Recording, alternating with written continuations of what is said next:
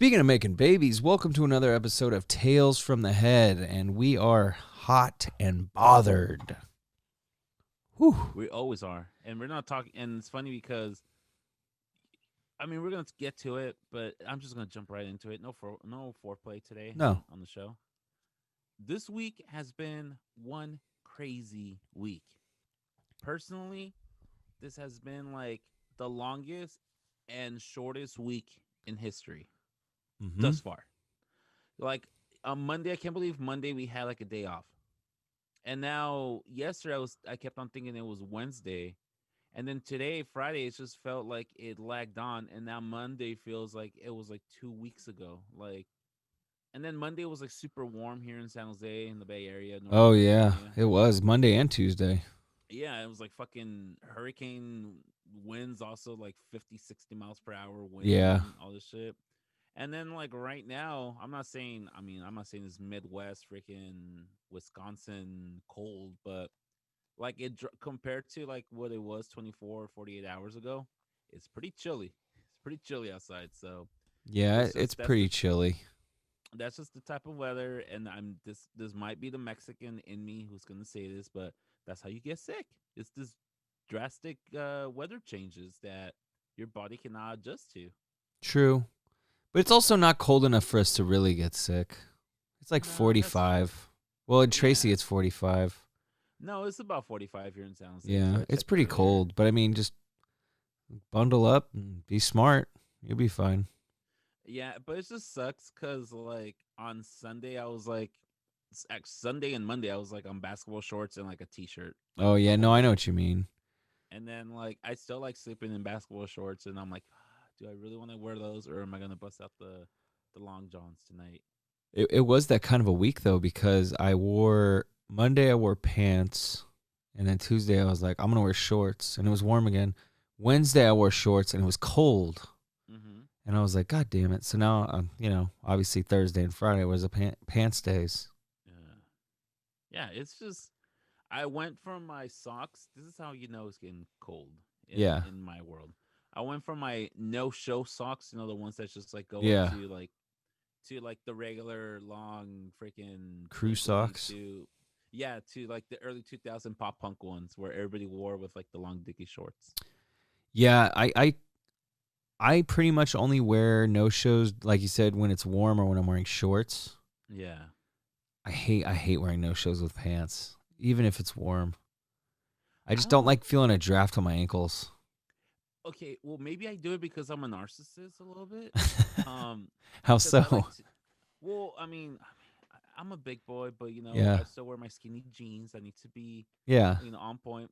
And there's something about like when you sit down and kind of like adjust yourself, and you show like your angle, and then in my case all my legs are covered in tattoos, Hmm. so it's kind of like exposing a little bit of tattoos, so then like people might take a look and they're like, oh, is that Oh, I tattoo? got you. Yeah, Yeah, I so don't have any. I definitely don't have anything to like look at besides my hair. it's like having a tattoo, like where if you have a t-shirt, just a little bit peeks out, so it's kind of naughty and It does people look. like, Yeah, yeah, oh, I got you. No, but see, yeah. that it's not really narcissistic as much as you just want to just showcase what's going on. Yeah, and if anything, I'm just promoting my tattoo artist, Mr. Hiram, over at the Sacred Oak Tattoo for doing a See, great job. where's that place at? It's in South San Jose Oh, by okay, South yeah, Side. The yeah. It's place called I got. Sacred Oath. Oh, Sacred Oath, and is Yeah, that where you normally go? yeah. Well, it's funny because my like everybody's like, oh my god, you must have spent hundreds on your or thousands on your tattoo. I'm like, maybe 1,000 tops, Yeah. but because my first two tattoos were done by this artist called Chris. He goes by Hmm. Cristo. And he has his own shop in North Side San Jose. But when I used to live in downtown, everybody like he used to hang out at the apartment, so he kind of hooked me up with that tattoo. Like Mm. I got two really cool tattoos made from him at a very like cheap price, Yeah. a reasonable price for like what it is. He also did my brother's cover up. I'm not sure if you've seen Juan lately, but he has like the whole half sleeve. Uh-uh. He did Juan's half sleeve. And then my current artist, Hiram, I actually went to high school with him. I went to Hmm. high school with him, and then I went to continuation school with him as well. So, um, we used to be buddies. Well, we still are buddies, but we used to hang out a lot. We used to play music together. And I remember when he just barely got into tattooing, and then once he kind of like went on his own and started tattooing, I went to him, and he's always like, "Oh yeah, dude, just give me like $60 for like, it'll be like a That's chill. freaking, it'll be like a 5-6 hour like piece," and he's like, "Oh, dude, just give me like $60." He just had you And buy the ink. yeah, and I'm like, "Nah," like I feel bad, but like he's done so many like good work, and it just sucks because I don't want to like, I should go and get tattooed like during right now, like when it's cold, because that's when he's like slow for him. Like for Yeah, him, like it's the summer when like tattooing's like a big deal. Right now that he has time is when I get fitted, but thanks to this COVID thing, I cannot go get tattooed for like almost a year already. So, that's if you go to like the regular avenues. well, yeah, if I want to keep it legal, yes, Yeah, but but legal just means you're gonna go and post it on Facebook. You can easily do things and not get caught, and it's still yeah, following the rules. It's just yeah, you don't go out and be like, "Yo, I'm in my friend's backyard getting tatted up." I'm just saying, like, take my word for it. I've been talking to people. They're yeah, still they're not tattooing. yeah. They're not. Yeah, they're not No, doing it right now. well, I got one right before Christmas, like Yeah. right when the governor's like, "All right, we're shutting it back down." I'm like, "Shit, I want to get a tattoo." So I just went literally to like a shop down the street, like a random ass shop down the street from my house. Um, if you're familiar with San Jose, this is over here in the east side, the heart of the east side San Jose, right on White and Alum Rock, Mm-hmm. where like James Lick is and like Peter's Bakery. There's like a brand new tattoo shop there. That's just open right next to the Starbucks that's right there. Oh, And yeah, so during the week I went to Starbucks and I'm like, oh, a new tattoo shop. I started talking to some of the tattoo artists and I started following them on Instagram. two because they're. days later, Oh, oh, my go ahead. bad. No, I was gonna say 2 days later, one of the tattoo artists was like, hey, I have free time. If anybody wants like a walk-in tattoo, DM me. I didn't. I just like showed up. I'm like, hey, I want a quick, tattoo. And he's like, all right. And it was just like it was like a writing. He got it done. Yeah, Like it took like maybe an hour from the time he drew it to like, all right, you're all done. It's like an hour. It was a quick thing, but that's pretty he dope. was a good guy. Yeah, he was a good guy. So I probably won't go back to him. I'll probably go back to my regular tattoo artist, hire him. But that was just like a quick one I wanted to get. And it's like right here. Yeah, that's. Well, what I was gonna say was, isn't there a tattoo place right across from the Quick Stop? Yeah, It's that's like a so. house, or they closed Yeah, that. no, I think it's still there. I know the guys who started that tattoo shop now, right there next to Starbucks, Uh huh. used to work at the one across the street, and then they kind of left and did their own thing, and they started one across the street from where they used to work at. Because I might be wrong, but I feel like my buddies went to school. I feel like a lot of those fools that work at that one went to Lick, but I don't know if I'm right. Well, you know what? You might be right. I didn't ask, but you might be right. Because when I asked him, Juan was like, Juan, my brother, he's like, Yeah. oh, did Lefty do it? I'm like, how the fuck you know? I'm like, he's like, oh, apparently everybody knows every tattoo artist in San Jose. I'm like, oh, Yeah, I mean that's true. There is it's I mean it is pretty it is in general a tight community even though yeah, it's so big yeah. cuz Um, where I went for my tat was um the Lavic Victorian house on 3rd Street. oh, you went to You, Death Before Dishonor. I did. Yeah. And I got the owner to do my shit. Oh, I forgot his name. was it Paco XL? Was it Paco or was it I God, th- what's I his think it name? was Paco. That sounds Cause right. It was Paco XL because he did this one.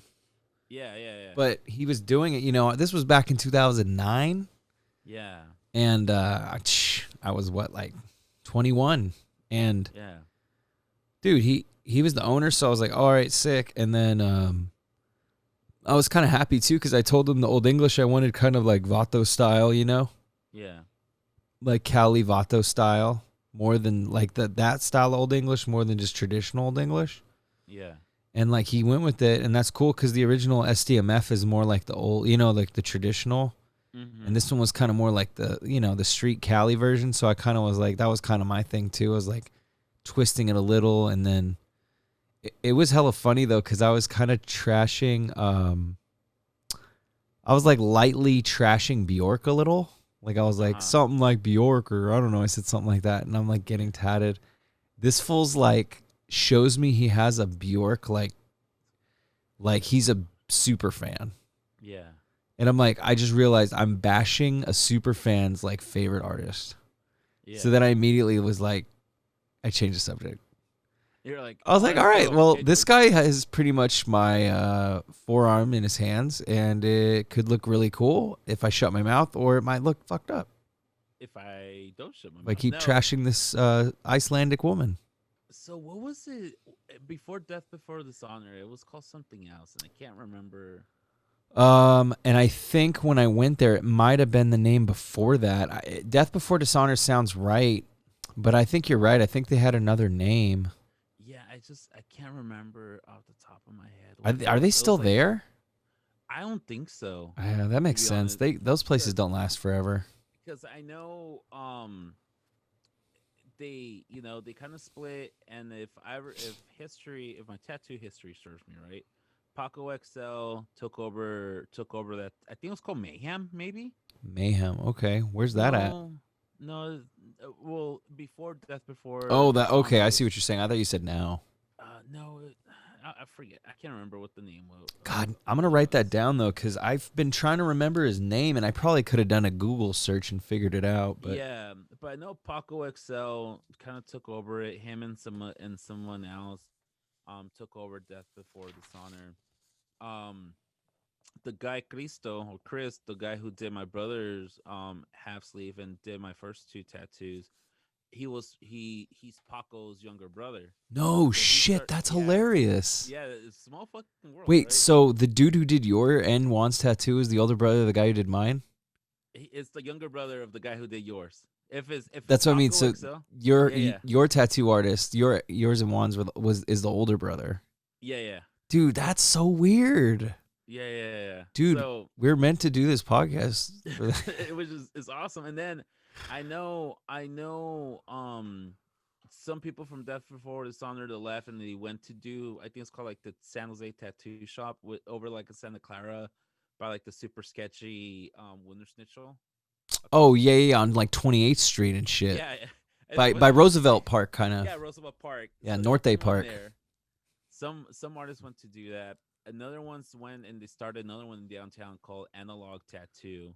Okay. And then my buddy Cristo, he left and he went to start another one first by Willow Glen, and now he has one on 13th Street called the Heart and Anvil. I've Um, heard of that one.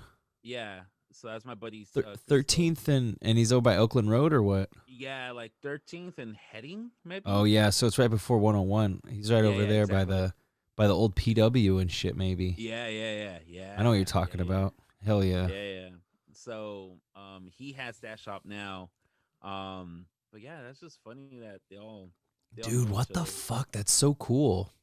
I think, dude, that's so awesome because I know when I was showing the ones over here and where I got my quick sapper, I'm like, oh yeah, this guy named Hiram did it, and he goes, oh yeah, I know Hiram, and his cousin Tony. I'm like, oh yeah, I went to high school with both of those fuckers, so Dude, it's just yeah, like, that's hella sick.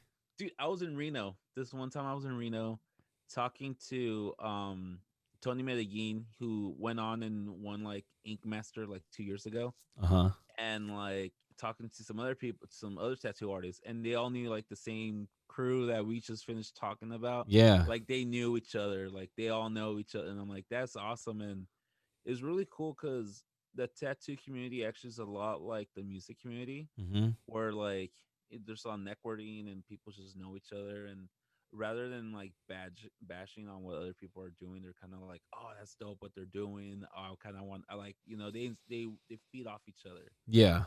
When I think that's awesome because it's better when there's more people than it's just like individualism. Oh yeah, trying to hold out and make themselves like the only ones that are like they Yeah, ain't trying to exactly. build anyone else up. I got you. Yeah, exactly. So yeah, that's funny. Dude, that's so cool though. Like I love learning new things and like first of all, we didn't know we were going to talk about tattoos today. No, And it's just so cool that we found another like cool little detail and common thread, man. Like yeah, there's so many. yeah, that's funny. Yeah, That's I so wish I can weird, dude. I did remember. not know that. I wish I can remember what it was called before Death Before I Dishonor, mean, but we could probably Google it, yeah, but that's fine. like I said, I probably, dude, that's his name though. It definitely Paco's correct. Yeah. Well, Um, and it so makes sense because yeah, he was kind of he was like not big, but he was kind of a bigger dude. So the XL yeah, part, no, that sounds right. and then he kind of was like traditional, like straight Oh, like traditional. his style. Yeah. Yeah, that's kind of why I went with him too, because the skull is pretty traditional and Hmm. Old English is super traditional. So Yeah. that's why I like too. And he just had like he had a cool style and like whenever you can get like the head honcho, especially for your first tat, it's definitely peace of Yeah. mind. And I mean, one thing, I mean, not to discourage anybody from getting tattoos or anything, but one thing about tattoos is that, like, if you want a good tattoo, you're going to have to pay Hmm. the money for it. Hmm. You know, if you. Oh, so check this out. I am looking up. I went ahead and did a quick Google search of Death Before Dishonor. Yeah. They're still located in downtown San Jose. The owner says Death Before Dishonor Studio was founded in 2008. Does that sound about right for Well, you? that's funny because that was a year. I think the year before I got my tat. So I think I got Okay. it in about '09. Okay. That's perfect. By Yeah, that's by exactly right. and the owner is Paco XL. Yep. Yep. That's EXSEL. that's him, dude. Fuck yeah. I need to follow him on Instagram and hit him up. I'm gonna follow him right now on Instagram, maybe. But yeah, shit, they might still be there. Oh yeah, Still I'm there, I'm looking. probably. I'm looking at the I'll at go. Paco right now. He looks exactly like his brother Chris. So I'm like, okay, then yeah, he's definitely there. That's definitely they're definitely related. Um, that's cool, man. Yeah, That's that's super that's cool. and yeah, it looks like they actually still are in the same location. I thought they were not I mean, down it's there. not a bad location. It's actually pretty cool because it's Oh, like that's cool. I like how he spells his name. It's like Word Excel, yeah, like Microsoft.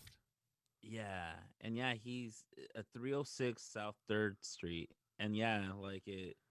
The entrance is right next to La Vix. You have to go Go up up that those long stairs. staircase on the side. Yeah, and it's Hmm. kind of cool because it kind of makes it like naughty. Exactly. It feels kind of like the speakeasy place that's over on what is that like First or whatever. Yeah, That one exactly. street. That place was hella sick when it opened. Was Single Barrel, right? Yeah, single barrel. I loved Yeah. it. Where like like they will tell you like to keep the voices down and stuff like that because like they want to keep the tradition of like a speakeasy type of style, and then like they went like it was all mixology and stuff like all these like super cool drinks. Fucking Hmm. loved it. Dude, so I'm looking at Paco XL and it makes me laugh because at first I'm like, dude, if he had a ponytail, I'd be like, is that Stephen Carpenter? Yeah. You know what's oh dude, that's funny you bring him up. I'm gonna let you finish, but I'll tell you why it's No, funny no, that no. you bring Go him ahead. up. I had nothing else to say. I was drinking the Deftones IPA today. Mm. Like while watching some soccer matches earlier today. I was Yeah. drinking their bride's A Phantom Bride. yeah, the Phantom Bride. Which is all right. It Yeah, wasn't so yeah. bad. But I still like The their White White Pony. Pony one. See, Yeah, I I know you kind of keep like it a little better. talking to me about that, and I agree. The Phantom Bride was all right. It was strong, Yeah. but it just flavor. I'm kind of like. I think we've talked about this. We're not like the biggest IPA guys really No, I'm anymore. not. I'm not. I'm I'm not. I not. used to love them. I can have one or two now, maybe once in a while, but give me like a brown ale or an amber, Hell yeah. or like you said, even a nice lager or a pilsner. I love Heinekens. Hell yeah. I could slam down some Heinekens or Stellas. Oh, dude, I love Stellas. I love Stellas. I love Stella. those ones are bomb. Stellas. I like the good old Heineken's are right. Peroni's not too bad. It's kind of in that range of Stella Yeah, ish. the Peronis. Hmm. which other one has I've been drinking is like really good? Well, I don't know. Lately, I think we has like the more lager cider type of beer. You know, if I want to go crafty, but it's just give me a good course light sometimes, like a Well, nice dude, cold it's like course light. refreshingly.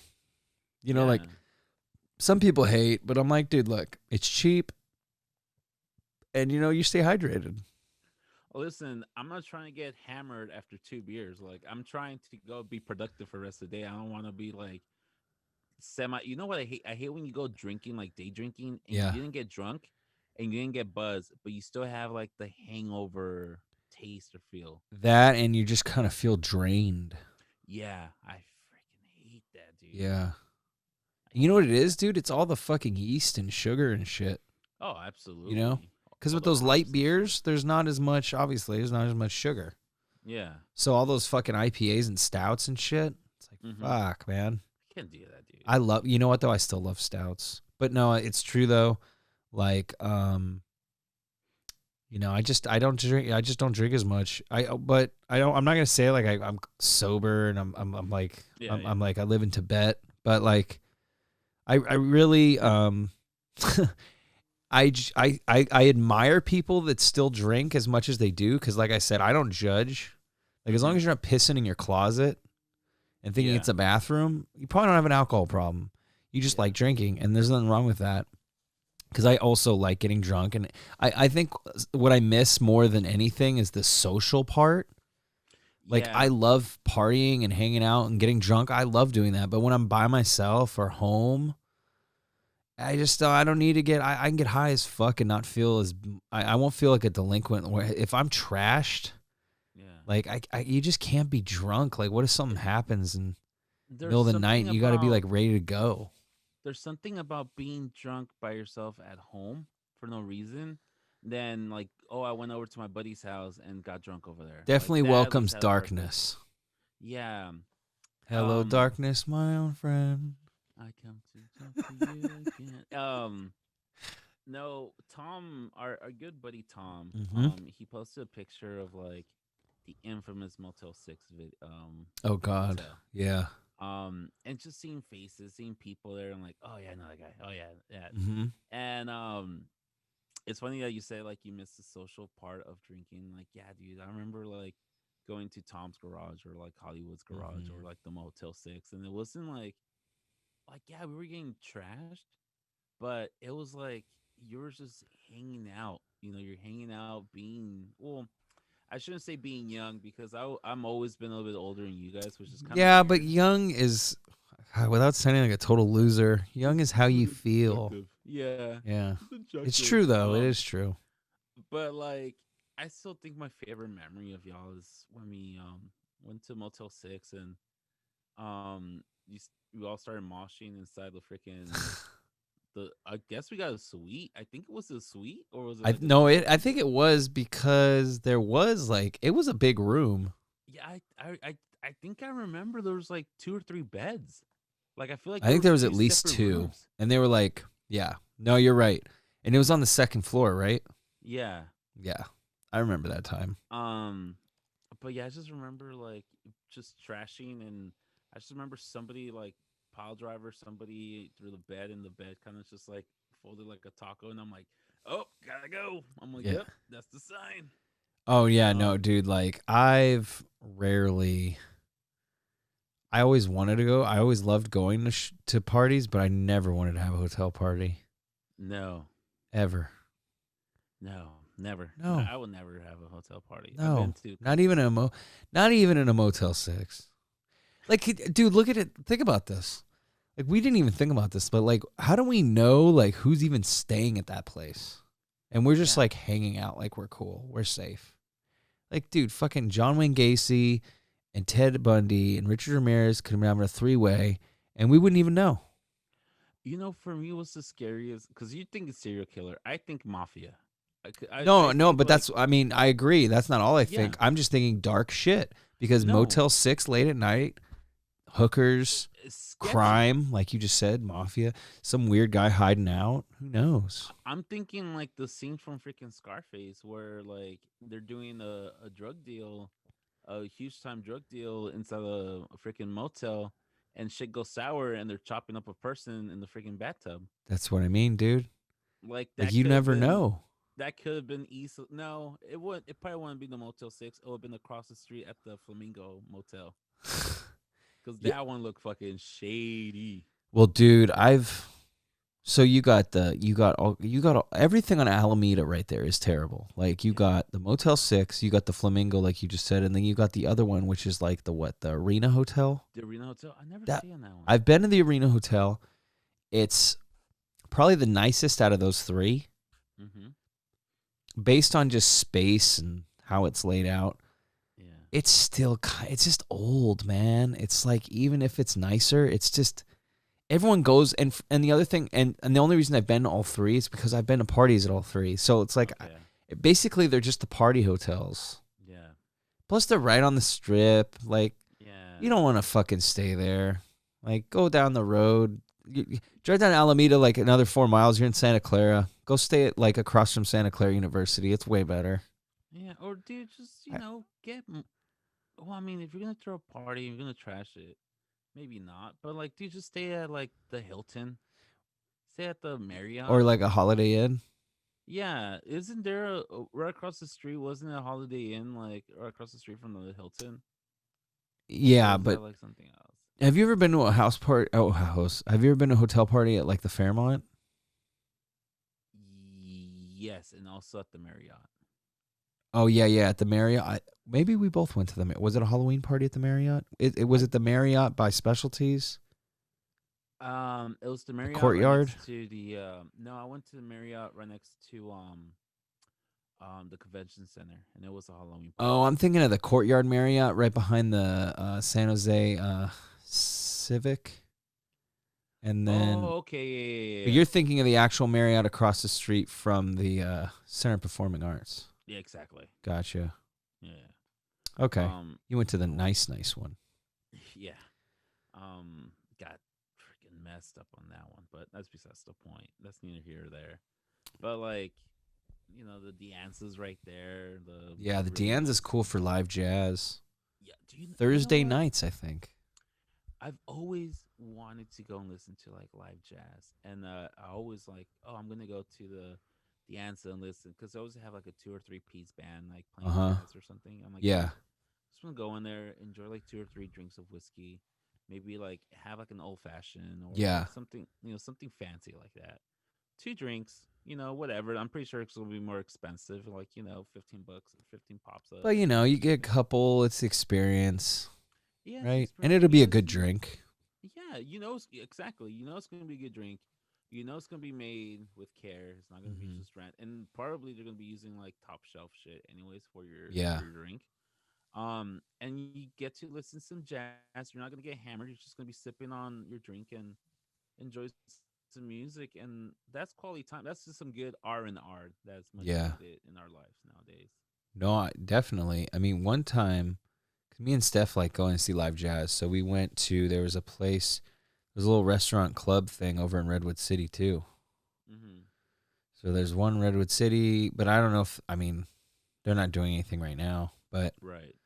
once this is over, that'll be cool. I heard a rumor, and it's not credible, but I heard someone say that they heard that they're saying potentially shows and all that should be hopefully back by the fall if things Oh go hell yeah, as dude. planned, Mm-hmm. which sounds really awesome. So Yeah. that's what I'm hoping for. Do you remember what the last show you went to before the Uh-huh. shutdown? Yep, definitely. And it was funny I'm not because it sure. was about 2 days before the shutdown. Really, I don't think I ever had this conversation with you. I don't think we have. No, that's Um, interesting. It was one of the best shows I've ever been to. I can't say top 5, but that's because I've seen such legendary shit like the fucking Eagles, It's with hard, all the dude. live members. But It's hard to say like, oh yeah, this is like top 10 top concerts. 10, I would say top 10. But But you always remember like the most memorable. But you cannot say you maybe have like one favorite show because it's like some symbolism behind it. But other than true. that, like for me, it's super hard to narrow down like, oh, this is the top 5 shows I've ever been to. I could probably do it. But that's what I mean. It's not in the top 5. Yeah. I could crunch it down, but it's probably 6 or 7. Okay. That's pretty Um, good. No, totally. It's amazing. But Yeah. like Kiss was I got videos still of it. It was one of the best it was the best stage show I've ever seen. Mm-hmm. That's what I mean. So it's like overall it was probably like 6 or 7 or maybe 5 or 6. Yeah. But that's just because it was the list is just so hard to crawl up. You just don't. So Kiss Live was amazing. I've seen him twice. This was the second time I've seen him. The first time I saw him, we took a bunch of pills. We didn't even know what they were. I smoked a bowl of weed. I didn't even know if it was just weed, and we drank a shit ton of like shitty rum. So I was pretty much blacked out drunk for Motley Crue. And then the only thing I remember of Kiss at the Concord Pavilion years ago was Gene Simmons' blood coming down off his tongue when he was doing the bass solo. Yeah. So this time was the first time I got to see him. Well, a lot more coherent. I won't say sober, There you go. Yeah. Yeah. but I remember everything. There was a part where that's his name, Tommy. I think Tommy Thayer. I think that's Yeah. right. The spaceman. Yeah, he's the guitarist. It's not. Yeah. It He hasn't been replaced Ace for like Ace. 30 years. Yeah, he's the one who replaced Ace. Yeah, and dude, he's. I mean, all these guys are fucking amazing. Oh, fucking pros, dude. They're so good, and so Tommy Thayer does all the Ace stuff, and he's doing the. There's a part where he's playing. I forgot the song, but he's shooting the fucking fireworks out of his headstock, Mm-hmm. and they got all these floating spaceships, and he's taking the spaceships out with his guitar, and it so like he shoots it, and there's a flare comes off his headstock, and then they coordinate the pyrotechnics for the spaceships. There are these actual metal things hanging from the ceiling and moving around. Mm-hmm. They make loud explosion noises. Fire comes out, and then they fall. So he's shooting down these fucking flying saucers, Yeah. like he's fighting evil like aliens. It was just while music's happening, while he's soloing. It was just so fucking cool. Yeah. And then there's another thing that Paul Stanley did, where he came out, um, on this like lift thing, and then it brought him into basically where we were because we were on the floor, but in the middle of the Oracle, so we had pretty damn good seats. But Paul Stanley basically was like 5 feet behind us on this little mini stage. And he's playing from there for a good 2 songs. And then and then this little, you don't even see it. This like hook comes out, connects to him, and he's flying back to the stage Who with his guitar connected? It was on. like a roadie or something. Well, like a thing, I mean, they've been doing this tour for 2 years, and this was Right. the end of it. So it's all coordinated, but it like a machine just rigged it down, excuse me, and came out and kind of like he's used to it, so he kind of just went shoot shoot, made sure it was cool. Mm-hmm. And I mean, while he's doing that, they're doing other shit, so they're smart. But we're watching him because he's right there. But I mean, he gets on this line and he's just it looks like he's like flying. It's just ridiculous. It's so dope. It's like the parade and Jingle All the Way when all the theatrics with Turbo Man. Yeah. And You're just like losing your mind. You're like, yeah. oh my god, he's actually fighting him. Yeah. Like it was really amazing. It was probably the best experience I could have had right before all my awesome shows got canceled. So you saw Kiss 2 days before, like 2 or 3 No, days before. yeah, like a few days before that Tuesday, the 17th. I think it was the Friday before that. I think it was the Friday before the 17th, which was like 3 or 4 days before Tuesday. That's awesome, dude. Hell yeah. Weird. Like I didn't know it was Oracle. There's so many fucking people there. So, Uh-huh. so that was the other kind of scary thing is when they were talking about all this COVID shit. Yeah. I was like, dude, I was just in a fucking stadium and we weren't wearing masks. Yeah, of course. I was just at a stadium with like tens of thousands of people. That's so cool, dude. I mean, no, it was cool, but then that's why I was a little paranoid at first because I'm like, Yeah. what the fuck? Am I going to get sick? I was fine. But Dude, so I went to 2 shows right before everything got shut down. Uh-huh. Very similar to you. So for me, I always consider the shutdown on March 13th, Friday the 13th. That's when, like, by that time, all of these concerts were fucking, like, canceled. Well, then it must have been more than a few days before. Maybe it was a week and a few days. So a week before, on not the Monday of the week off, but a week before that Monday, I went to Slim's and I saw some dude called David House. He Mm-hmm. used to play in a rock band called the Beloved, not the Beloved. I'm sorry. the Loved Ones. So it was him, his new stuff. It was like a folky kind of rocky stuff. Mm-hmm. Maybe like 20, 30, people in at the show. After show, the drummer from AFI was there. I fucking Oh, that's rec- cool. yeah, I recognized him and I talked to him, and it was funny because at the Smashing Pumpkins show that we went, I ran Shoreline. into him also. He was just like walking around like this big ass stadium, and nobody knew that this fool was just like played 5 minutes ago, like on stage. And Yeah. I'm like, and I was like, oh my god, that's Adam. Like I need to go and talk to him because like AFI is like a big deal for me. So Oh, went to that's see right. that I show. forgot they opened for Noel, Yeah, right? for Noel Gallagher, and then Smashing Pumpkins. Mm-hmm. And so I went to a show, whatever. That weekend, I flew down to flew up to Portland with my family. Mm-hmm. Again, no mask, no nothing. Here we are in Right. Portland, Oregon. I come back Friday. I come back Sunday. That Monday, I go to Oakland also, and I go to the Fox Theater to see this indie rock band. I'm not sure if you remember this band, but they're called Keen. Oh, I've heard of K-E. Keen with a K. Yeah, and they have this one song, if you have a minute, why don't we go Oh, yeah, talk yeah. about, They're yeah, somewhere only we. only Is that we them? Yeah, know. yeah. I Yeah, know. that's I know them. the song. So, a huge fan of them, never seen them live. They split Mm-hmm. up. First tour back, as a band together. Second or third day of tour, they're playing here in Oakland. Um, I saw the singer like a few years ago, just his solo stuff, but this was Yeah. like the band Keen at the Fox Theater.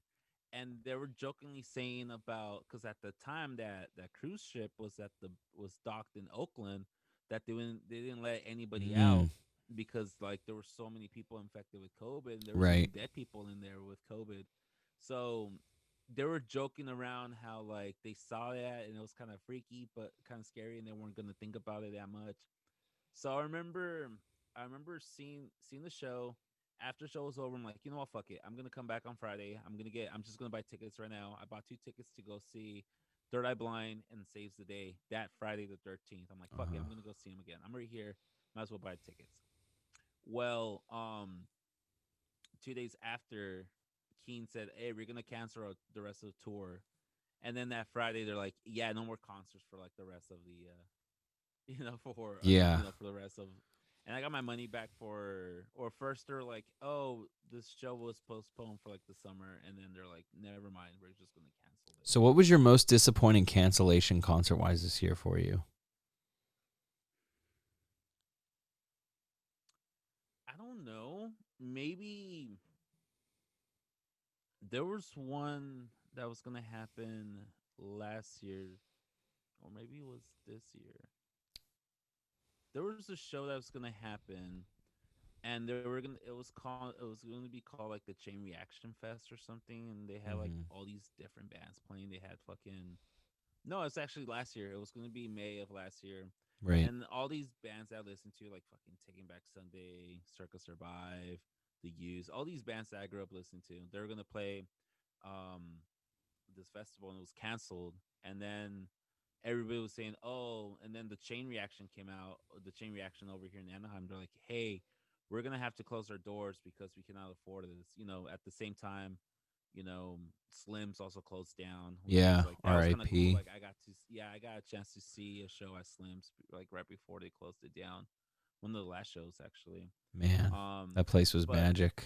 oh, I love that place too. So grimy and so many bad memories, but so many good memories overshadowing those. Mm-hmm. Um, but I remember going like they canceled that show, and then Chain Reaction said they're gonna close, and then like all these fucking artists like from all different genres, they're like, the fuck you're not. So they literally like raised money enough for them to pay like the bills for like 3 years or something, like some Right. ridiculous amount. And Chain Reaction's like, okay, never mind, we're not closing, and we're just gonna postpone this big festival like for next year.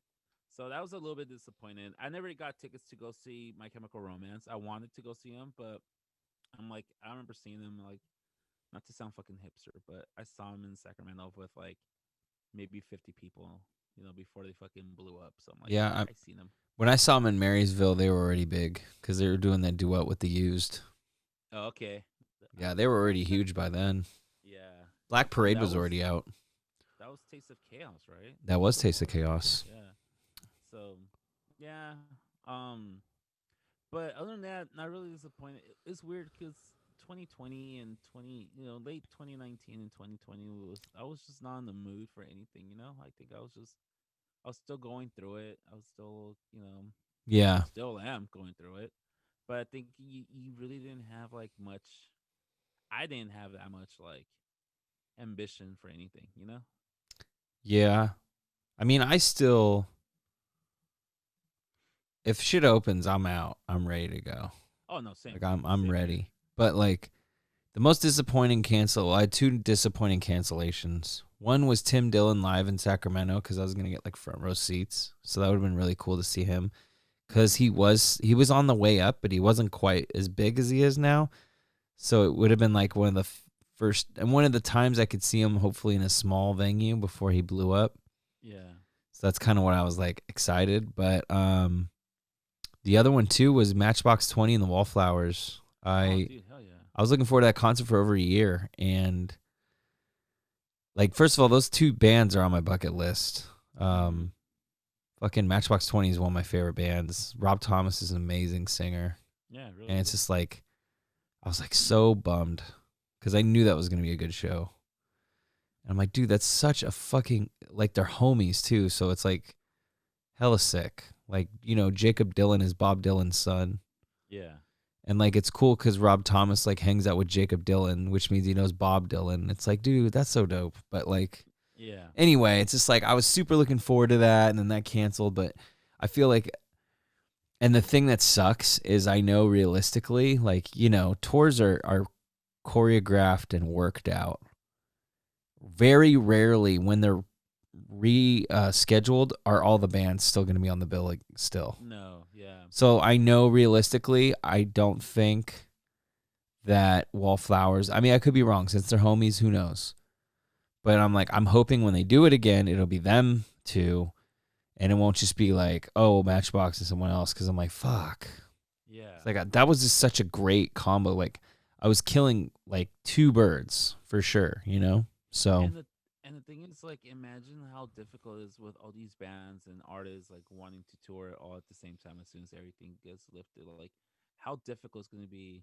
Like, we might be going to concerts like fucking 5 days in a row. yeah, I mean maybe, but see the thing we got to take into consideration is it is going to be a while because they're probably going to turn these venues into testing sites before they even turn them into Yeah. concerts again. So yeah, fall is probably still very optimistic. I could see a whole calendar year. I could I see us not going to a concert again this year. I was excited to see this one of my favorite bands, Circus Survive, at at the Catalyst in Santa Cruz. And I really want to go. I mean, I've seen Circa plenty of times, but their main singer Anthony Green, one of my personal favorite singers, also Mm-hmm. he's been struggling with addiction his whole life, and anxiety, depression, all that stuff. And I remember he came out that he was, that he had a heroin addiction, that he got clean, and then towards the end of 2019, he said that he relapsed. He relapsed Yeah. and he went to treatment, and then he was going to do his tour of 2020 in celebration for one of their albums, whatever. And he was going to have like this whole team to kind of help him not fall back into that. And I was going to take him. I bought him a pin. I still have this pin Mm-hmm. that I wanted to give him that says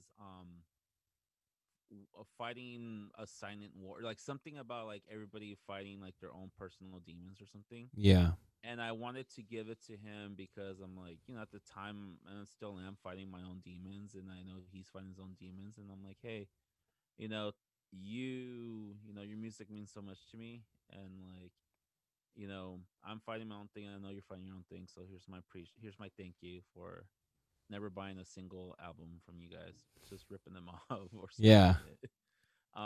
And I met Anthony Green several times, like 3 or 4 times. He's always been fucking chill person, so I know he will appreciate that gift when I get the chance to give him that pin of as my token appreciation. Yeah, that I'm sure that'll mean a lot to him. You just got to find an opportunity. Yeah, But with your luck, you'll probably just run into him. maybe. Well, yeah, we'll see. We'll knock on wood. You always run That into happens. people. Yeah, and I don't even know how the fuck that happens. Well, who cares? Just the fact that it does, right? Yeah, and it's like the most random people I run into, and it's just like, what the fuck? Like, I can't believe I just met like this dude or this person, and it's like, I think the last famous person I ran into was, I didn't see him. My brother saw him. It was coming back from that Portland trip. My sister's boyfriend saw Dougie Fresh. Oh yeah. Yeah, Dougie Fresh. And then my brother saw like E40 or like one the no not E40. Who's the other? Too short? Um, Too Short. Yeah. I think I told you this already. And my brother's like, oh shit, that's Too Short. Oh shit, that's fucking Too Short right there. Yeah. Because like he looks just like on TV, you know. So Yeah. He's got a very it's just distinct look about him. Too short. yeah. Yeah. So that was kind of cool. You kind of like take a double take, like, oh shit, that is him. Or like 1 year ago, I met freaking Mark Hoppus in Disneyland. Oh yeah, you were So saying that. He actually was like told his wife and kids to go fuck themselves basically, and was like, I'm gonna talk to Danny.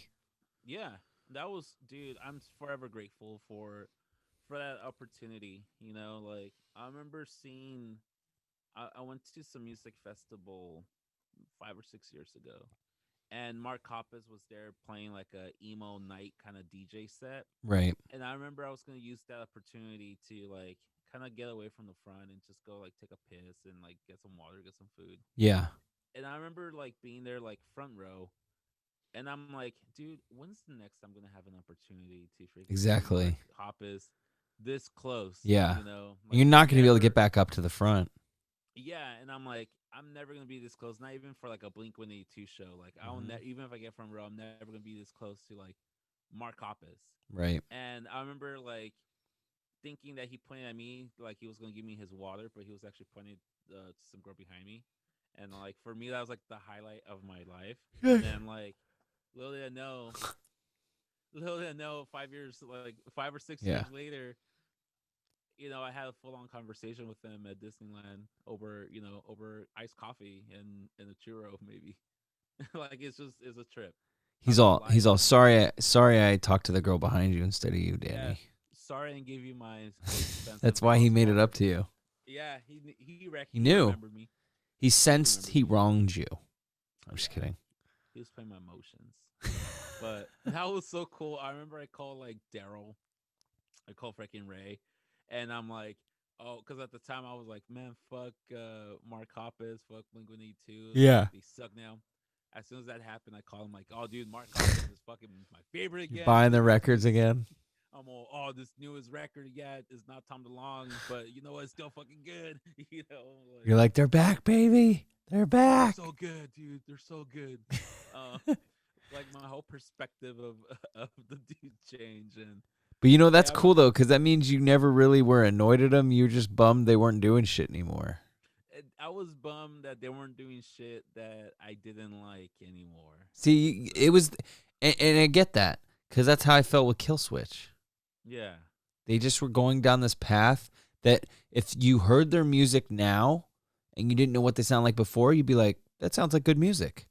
yeah, But like you said, knowing Dude Ranch, knowing all those yeah. all Dude those Ranch, records Endless and Enema Space, and Take Off Your Pants. self-titled, or yeah, like Yeah, you said, or Take Off Your Pants. It's like, dude, yeah, it's just that's it's part of it's the nostalgia. It's like music's like a yearbook.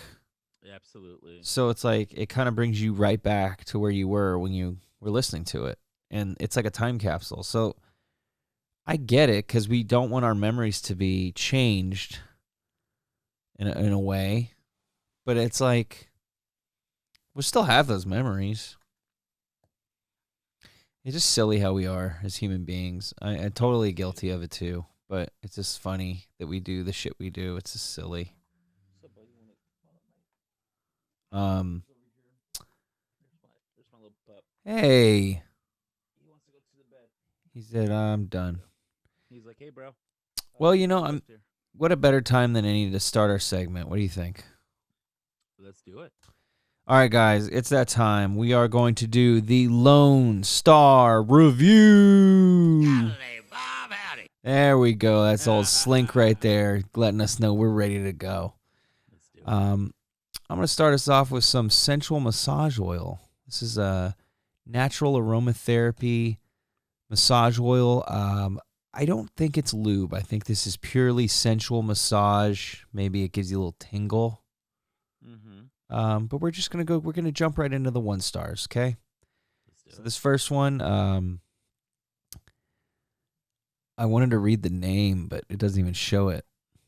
I'm not really gonna read the name, but it says awful smell subject, 1 star. Flavor, berry edible body oil. That's important. So she went with the berry edible. This might make a difference, people. Saw some reviews saying this didn't smell good, but tried anyway due to majority positive reviews. All right. Kind of a sheep. Yeah. Do not trust the good reviews. This smells awful and is completely unusable. Maybe it feels really nice. Maybe. Like, didn't you use it? Maybe it feels really nice, but I couldn't get that far. What? I can't imagine something this bad smelling being edible unless you consider chalk dissolved in cough syrup edible. I do consider that edible. I do. Because you can't eat chalk. It's not pleasant, Africa. and you're going to shit a brick. But part of what I wanted to do while doing this segment is explain the point of this segment. Yeah. For me, like, at first, I think a lot of people thought we're just reading this because it's funny, it's silly, and that's definitely part of it. But there's always a meaning to what we do on this show. And Absolutely. this one, Lone Star Review, literally what I want to do is showcase either the faultiness of these items, which is completely possible. We're reading these, we're going through it. We're kind of doing a little investigative journalism here for our own.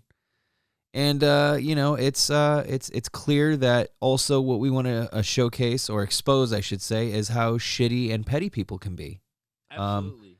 Taking the time out of your day to be so distraught that your massage oil smelled kind of funny. Mm-hmm. It's just like, this is why you need a hobby that isn't massage oil. Maybe that is her hobby. Let me ask you this, Coop. Yeah. How much was that massage oil? Okay, that's a great question. Let me go back and see real quick because I can click the link and it'll take me right back. So you're looking at it looks like a decent sized bottle. I'm trying to get like a rough. It's an 8.5. It's like an 8-ounce bottle, like a normal, like, probably like that big. Oh, okay. And it's $9.95. $10. So, for holistic massage stuff, reasonably priced. I feel like most of this stuff is normally pretty pricey. Yeah, me too. Excuse me. It's an Amazon choice item. So you got. Now, remember I said that review was for berry edible oil. There's 2 other options here. You got tropical. God knows what that is. Probably mango and pineapple. Coconut. That's exactly what I was thinking. Yeah, and coconut. Mango Maybe the coconut and pineapple. Maybe. And then, oh yeah, I'm reading the ingredients. It does say coconut oil. And then the other one is Vanilla Dreams. That one might not be bad. I feel like vanilla is a lot harder to fuck up than fruit. Because it's such a distinct smell. And it's like, it can be such artificial smell. Oh, it's all natural. I'm sorry. Well, that's what I mean. Like, vanilla is harder to fuck up because it smells good and it's like candle. I love vanilla smelling candles. Yeah. So, who knows what that person's really going through? It seems like maybe they're not wrong. I mean, if this product does stink, like, I don't blame them. But, if you went with the berry, because berries... Yeah, I know, dude. Like, even with flavor, I never go fruit. No. You always want to go, like, solid choices. Like, think about, like, creatine or, like, protein powder, right? Do you ever pick the fruit ones? Fuck no. That's No. disgusting. You do vanilla, you do chocolate, or peanut butter, or something that can obviously be masked or it doesn't taste like shit because it never tastes like strawberry. It never tastes like any fruit that they say it does. No. It's the worst. Like, why would you buy a cherry smelling? Well, actually, cherry's not so bad. Cherry's not too bad. Cherry That's a smelling isn't solid bad one. if That's it's a nice solid. cherry and not cheap shitty Yeah, car but freshener like, cherry. why would you get like? I'm sorry. Why would you get tropical scent and smell like a fucking like a toilet? Like I just blew up the toilet and I'm trying and I'm spraying so it Well, doesn't smell. I want to smell like fucking Febreze. like first thing I would ask this person if they were here is, are you clean? Because it's very Yeah. possible that your smelly ass and all the oils in your skin mixed with this shit. I mean, I'm not saying it was a chemical reaction or anything, but No, but that's. I you mean, know, Coop, we're getting close to February 14th, Valentine's Day. yeah, So I get it. You try and do some sexy stuff with got your to test some things out significant maybe other. before the big night. Yeah, I get it. I'm all for that. But anytime I know it's gonna be sexy time, I like to be clean because I don't want because it only takes one bad experience to Yeah, ruin, it everything. only takes one dingleberry or one foul smell. Yeah, and then that's it. And then for a guy like me, it's just very hard to to get to be in high demand. Let's put it that way. So, I try to be as respectful for my partner as possible. 100%. And I think So it's well, I know how I smell at the end of the day, yeah, and I shower every day. yeah, Some people don't shower every day, and that's cool because I get it. I know some people don't like shampoo every day, and neither do I. But like, not showering every day is odd to me yeah. I just don't because like I'm like my ass and my down there. You got to clean that every day, bro. yeah, And dude. and it's funny because I'm probably oversharing, but I don't care. You're on my dime, people.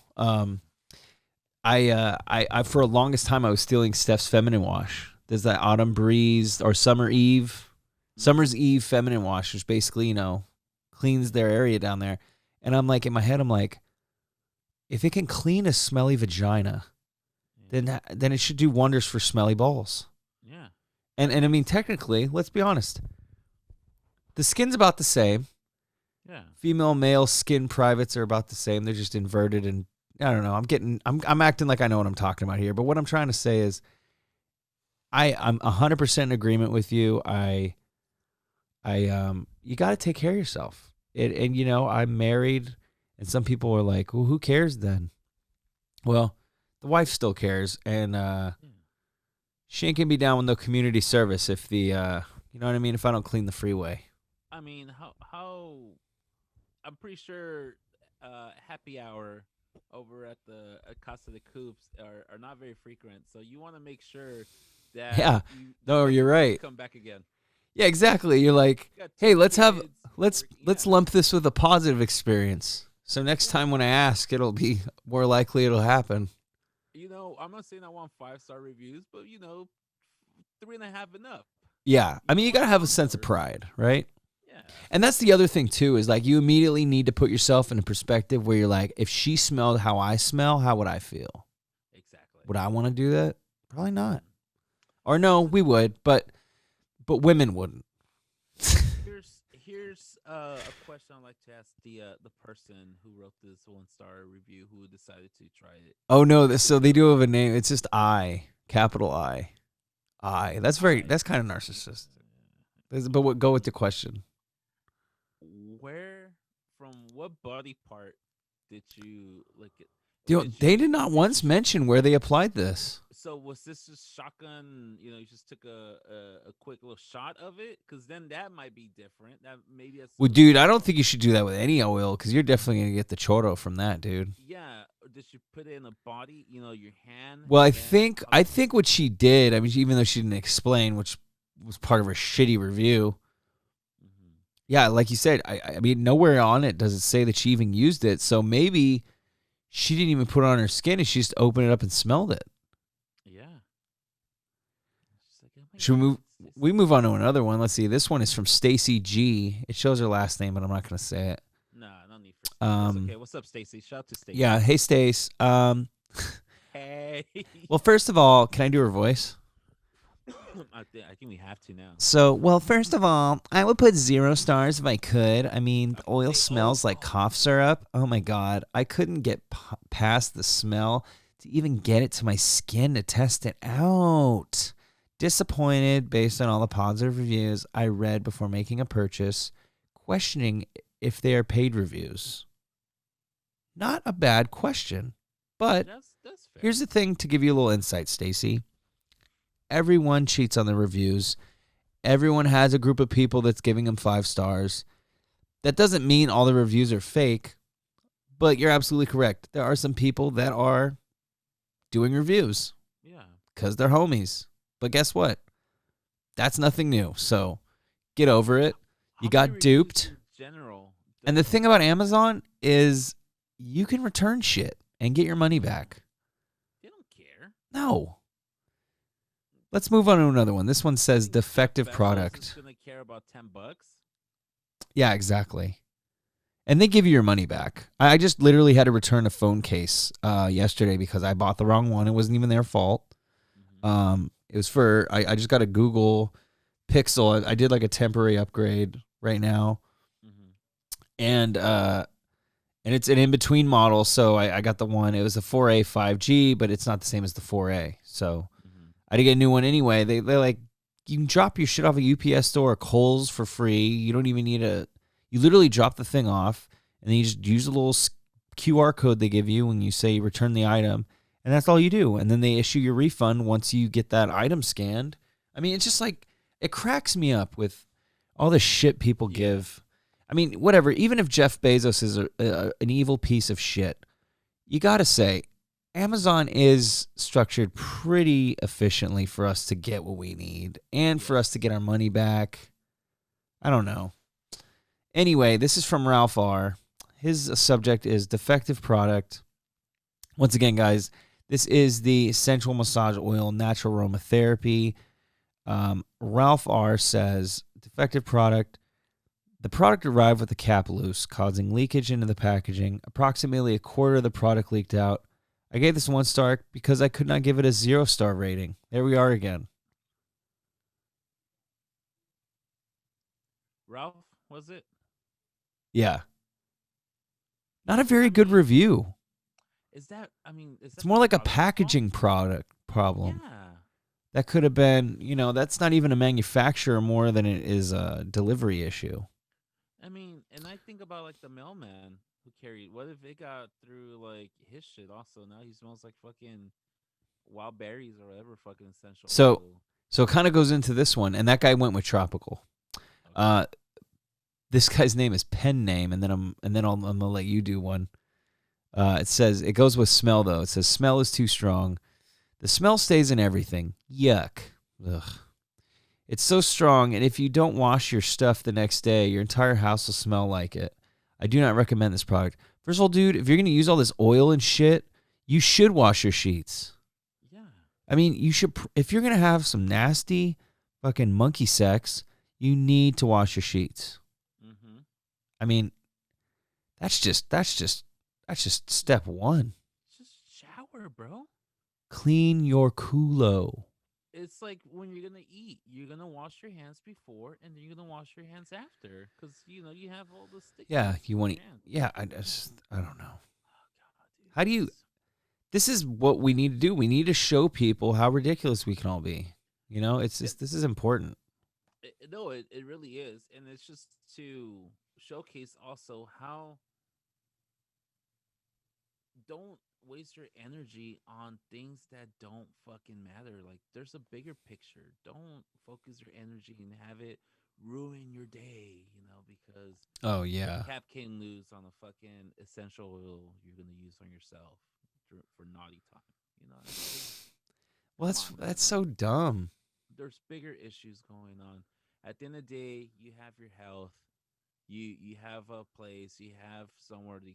You're doing well because you're ordering stuff online and get it delivered. So Yeah. don't I mean, I get it if it's like like this is your career and this is your job and you have to, but you're not gonna be ordering no $10 stuff from like Amazon if this is like your profession. Yeah, I mean, you're definitely like, and then by the way, this is no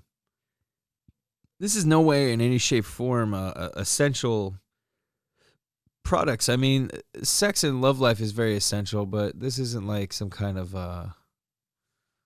prescribed medication. This Yeah. is, so that's also the funny thing about these people that make it seem like it's a necessity why they have Yeah. it.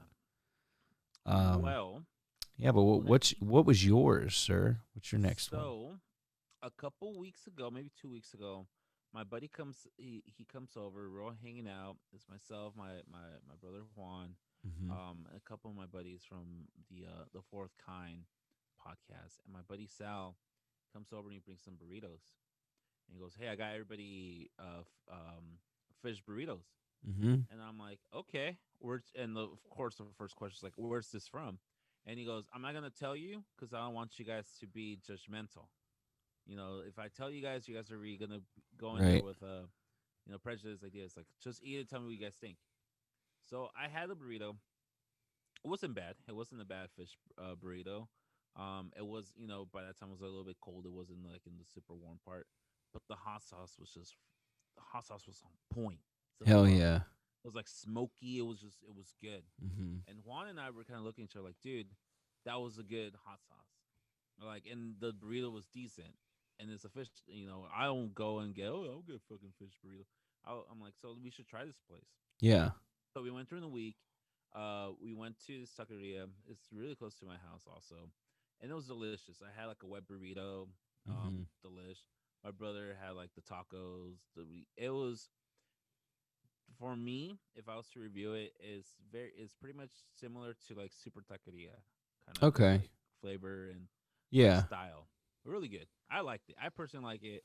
I can't wait to go back and try it again. So I'm like, all right, let's get some reviews and let's hear some negative reviews of what they have to say. Nice. So this place, just in case if you guys are wondering, this place is called Tacos a la Parrilla. Hmm. So tacos on the grill, and this is located on Aborn Square. So you remember Oh, where is like that by the pub? down the street. So remember where 24-hour fitness it was, and like Oh, Staples, the Taco Bell? Sizzlers. No. No, Staples. no. Oh, I know what you're talking about. By where the Osh and the Safeway are. Yeah, so on Kappa Expressway in Aborn. Yeah, where the It's Osh like used to be, I think. I know what you're yeah, so talking about. so it's the shopping center across the street. There used to be like I think there's a Ross there, and there used to be like a Yeah. Staples or an Office Depot and stuff. Uh-huh. So it's there. It's in that shopping center. Gotcha. Um, so I'm gonna read. Where's my 1 star? There is three places or three different, not the best reviews, but this one's from Martha. She Uh-huh. wrote this on September 13th, 2020. This is maybe the last bad review they had also. September 13th. Says all the tacos were mediocre. I bought lengua, a pastor, and carne asada. Good size, but they filled them with beans. So they're mediocre because they put beans. Why didn't you just ask for no beans? Exactly. That's one way to get it over. Yeah. And Martha defense, the upper store wasn't like the big, the big ball kind of thing where they chop it. It was like a different upper store. Yeah. But okay, whatever. Fair enough, Martha. Got yeah. This next one by I guess you pronounce the name Ayan, Ayyan. Yeah, I think so.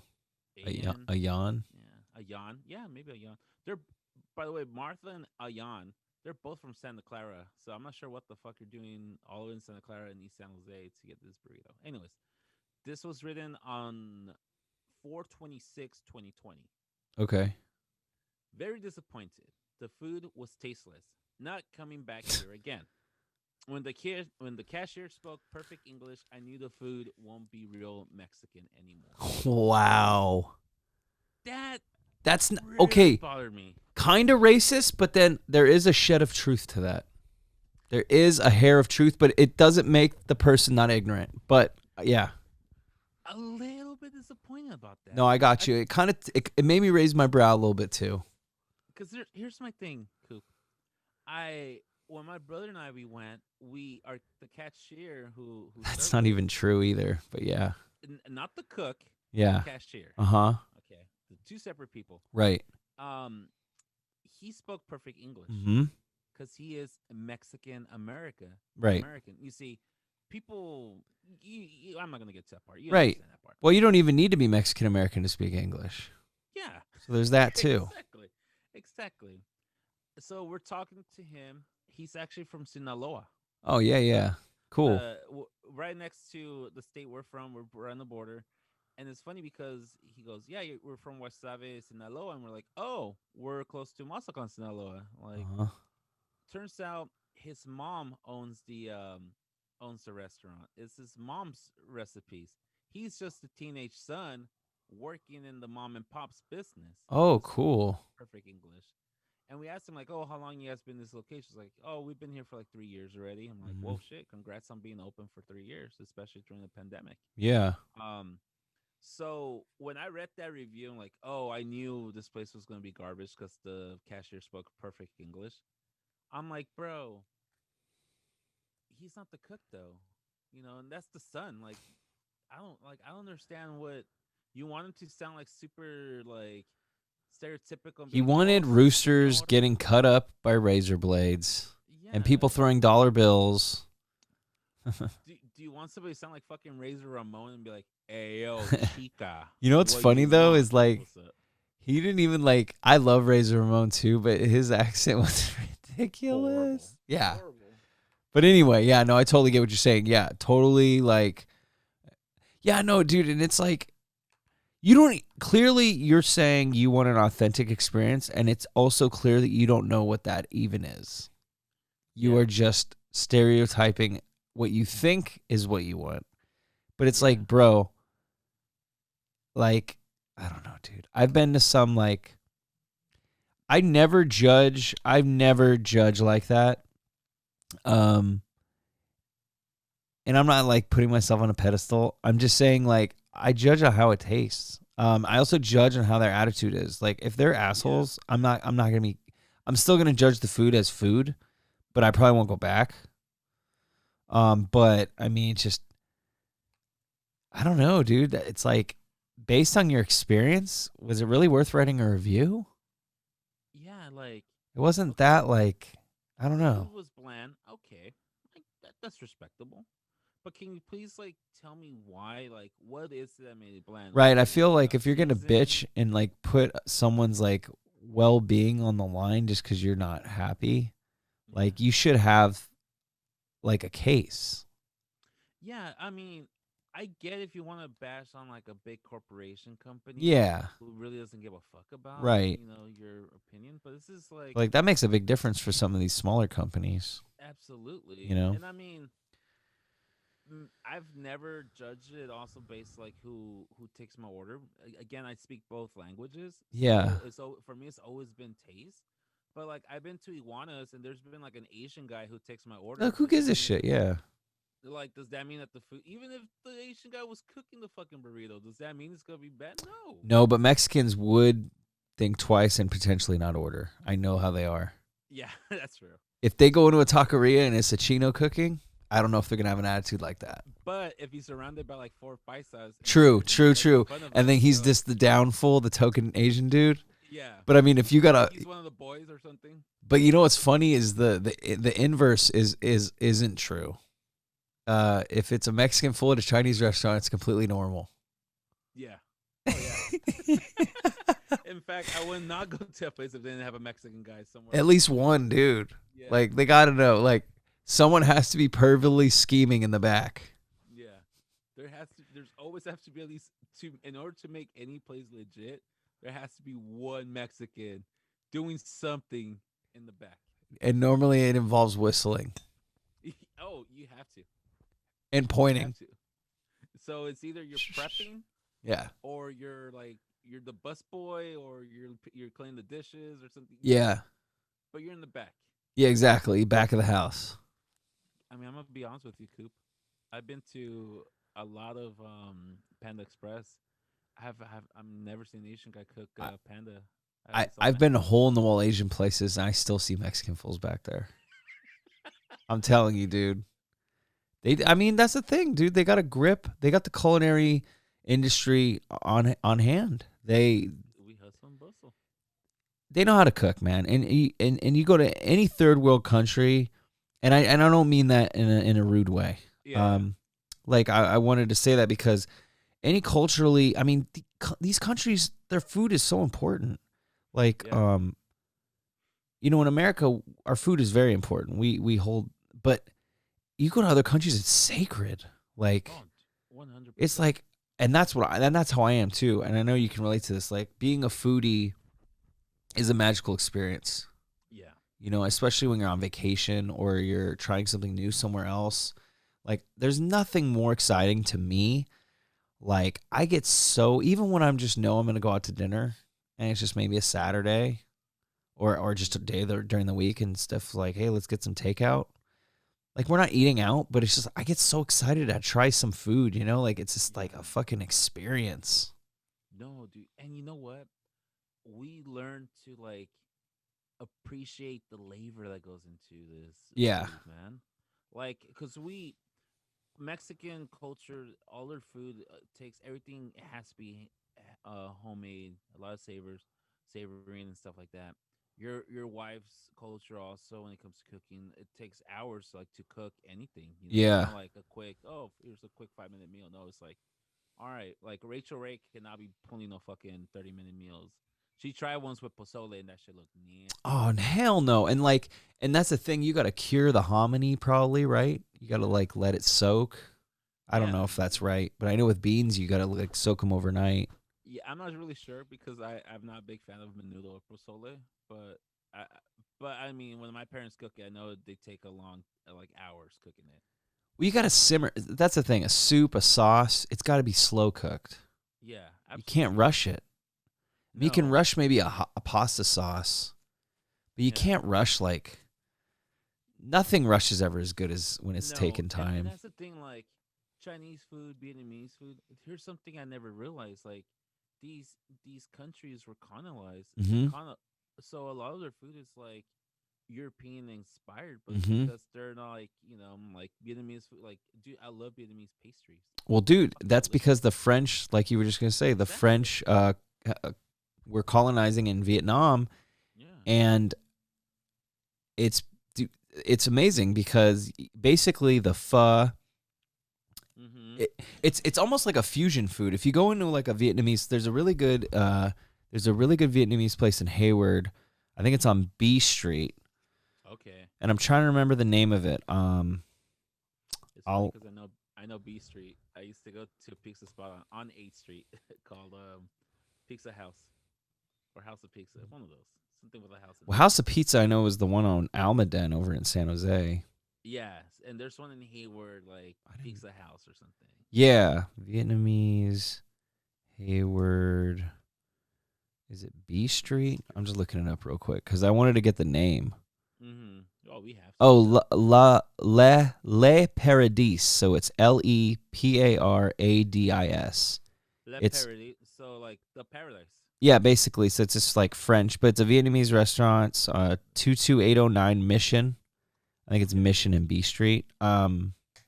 Anyway, they specialize in like they got pho, but like you said, you go to the front of the restaurant and they got a case that's got all their cakes, their like Yeah. pastries, they got croissants. I mean, they got sweet pastries, and and I also geek out when I see that stuff because it's like French people and their breads and their Mm-hmm. pastries. It's like I don't know who does it better. Bro.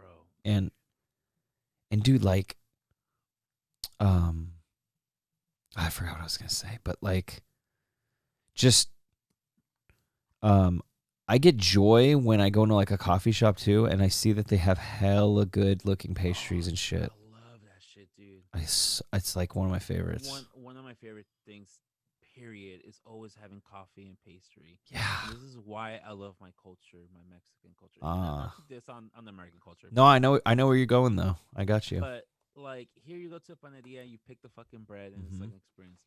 But one of my fondest memories is like being in Mexico, where like and going to get bread.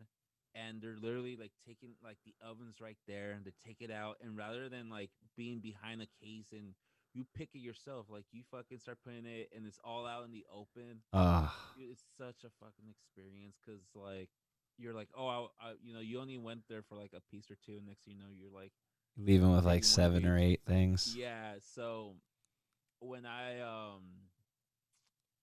when I went to Mexico City with my parents, almost 2 years ago already, in February of 2019. The last thing we did before we went to the airport, we went to this bakery in downtown historical center, Mexico City. Uh-huh. And dude, it was such a fucking magical place, Coop. Like, I wish you can go. Like, you want to get horny over fucking coffee and pastries. Yeah. Like, this is like, imagine like the scene of like Charlie in the chocolate factory Yeah. with the Candyman, but it's all bread.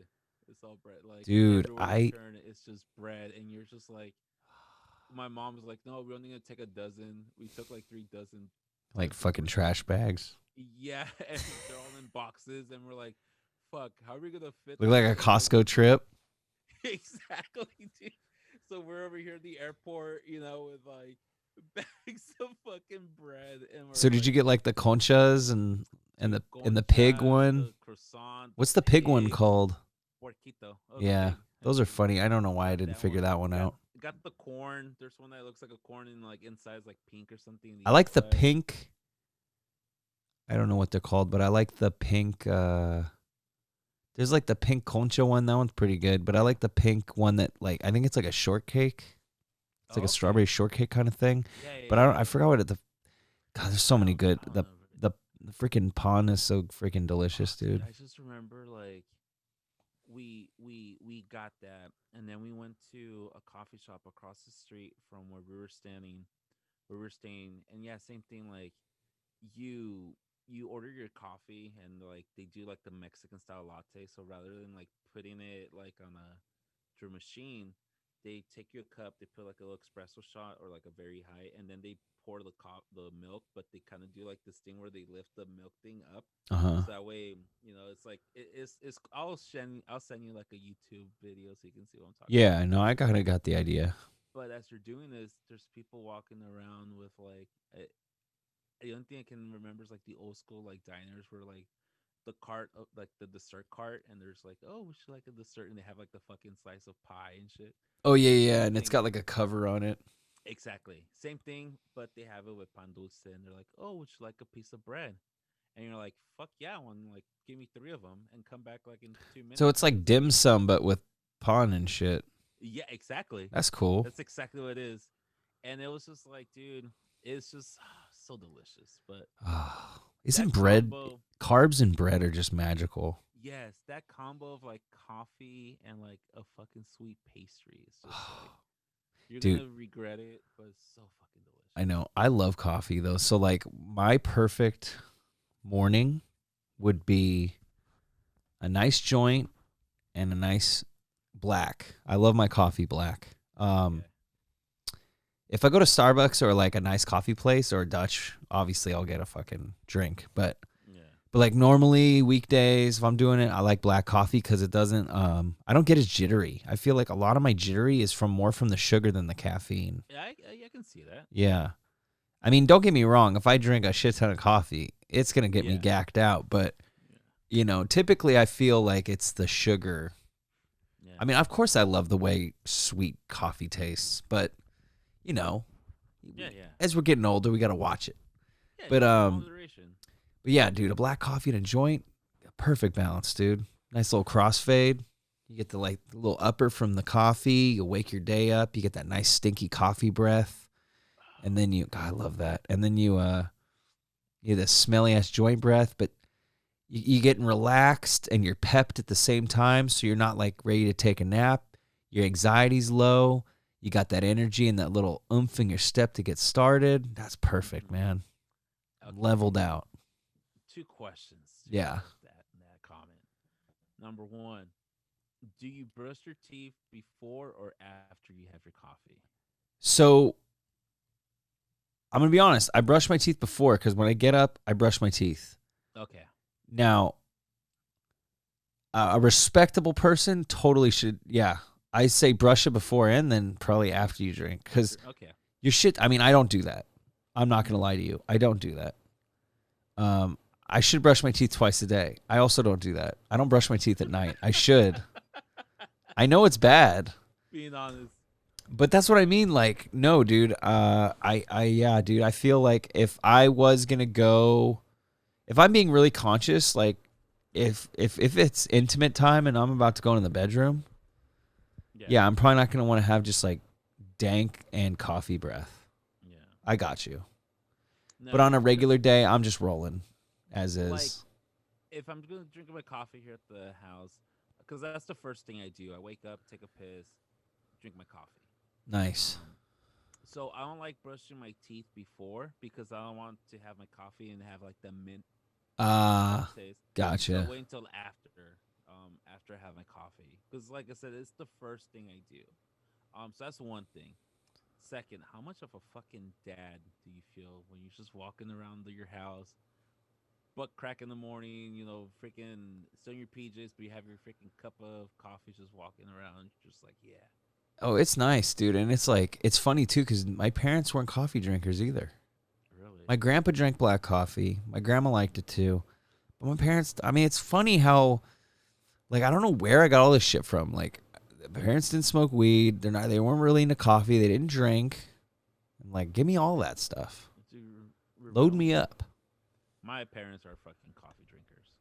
My parents are like more. It's a social thing, more than Yeah. anything. No, I just remember I was visiting my ex girlfriend's family up in San Antonio, Texas, and so we got up like 7 or 8 in the morning, and I'm first thing I'm making my coffee. I was like she's like, hey, you want me to make you coffee? I'm like, oh, I got it, so I'm making Yeah. myself coffee, and she's like, hey, let's go over. There's like a yard sale next door, like two houses down. Like, let's go over. And I'm like, dude, it's fucking 8 o'clock in the morning. Like, she's like, who cares? Like, we have to go now because if you wait like an hour or two, it's gonna be so fucking hot, and you have to go early to get the good stuff. Right. So there I am, fucking 8:30 in the morning. It's already fucking hot outside, like in Texas in July, and I'm over here with like a cup of coffee, looking over other people's old shit, and I'm just like, I feel like a fucking dad right now. Yeah. Like basketball shorts. I think like a Blink 182 t-shirt, just like my PJs, fucking my flip flops, and I'm like, you know what? I'm happy right now. Yeah. This is I'm happy right now. It's just badass. No, that's true.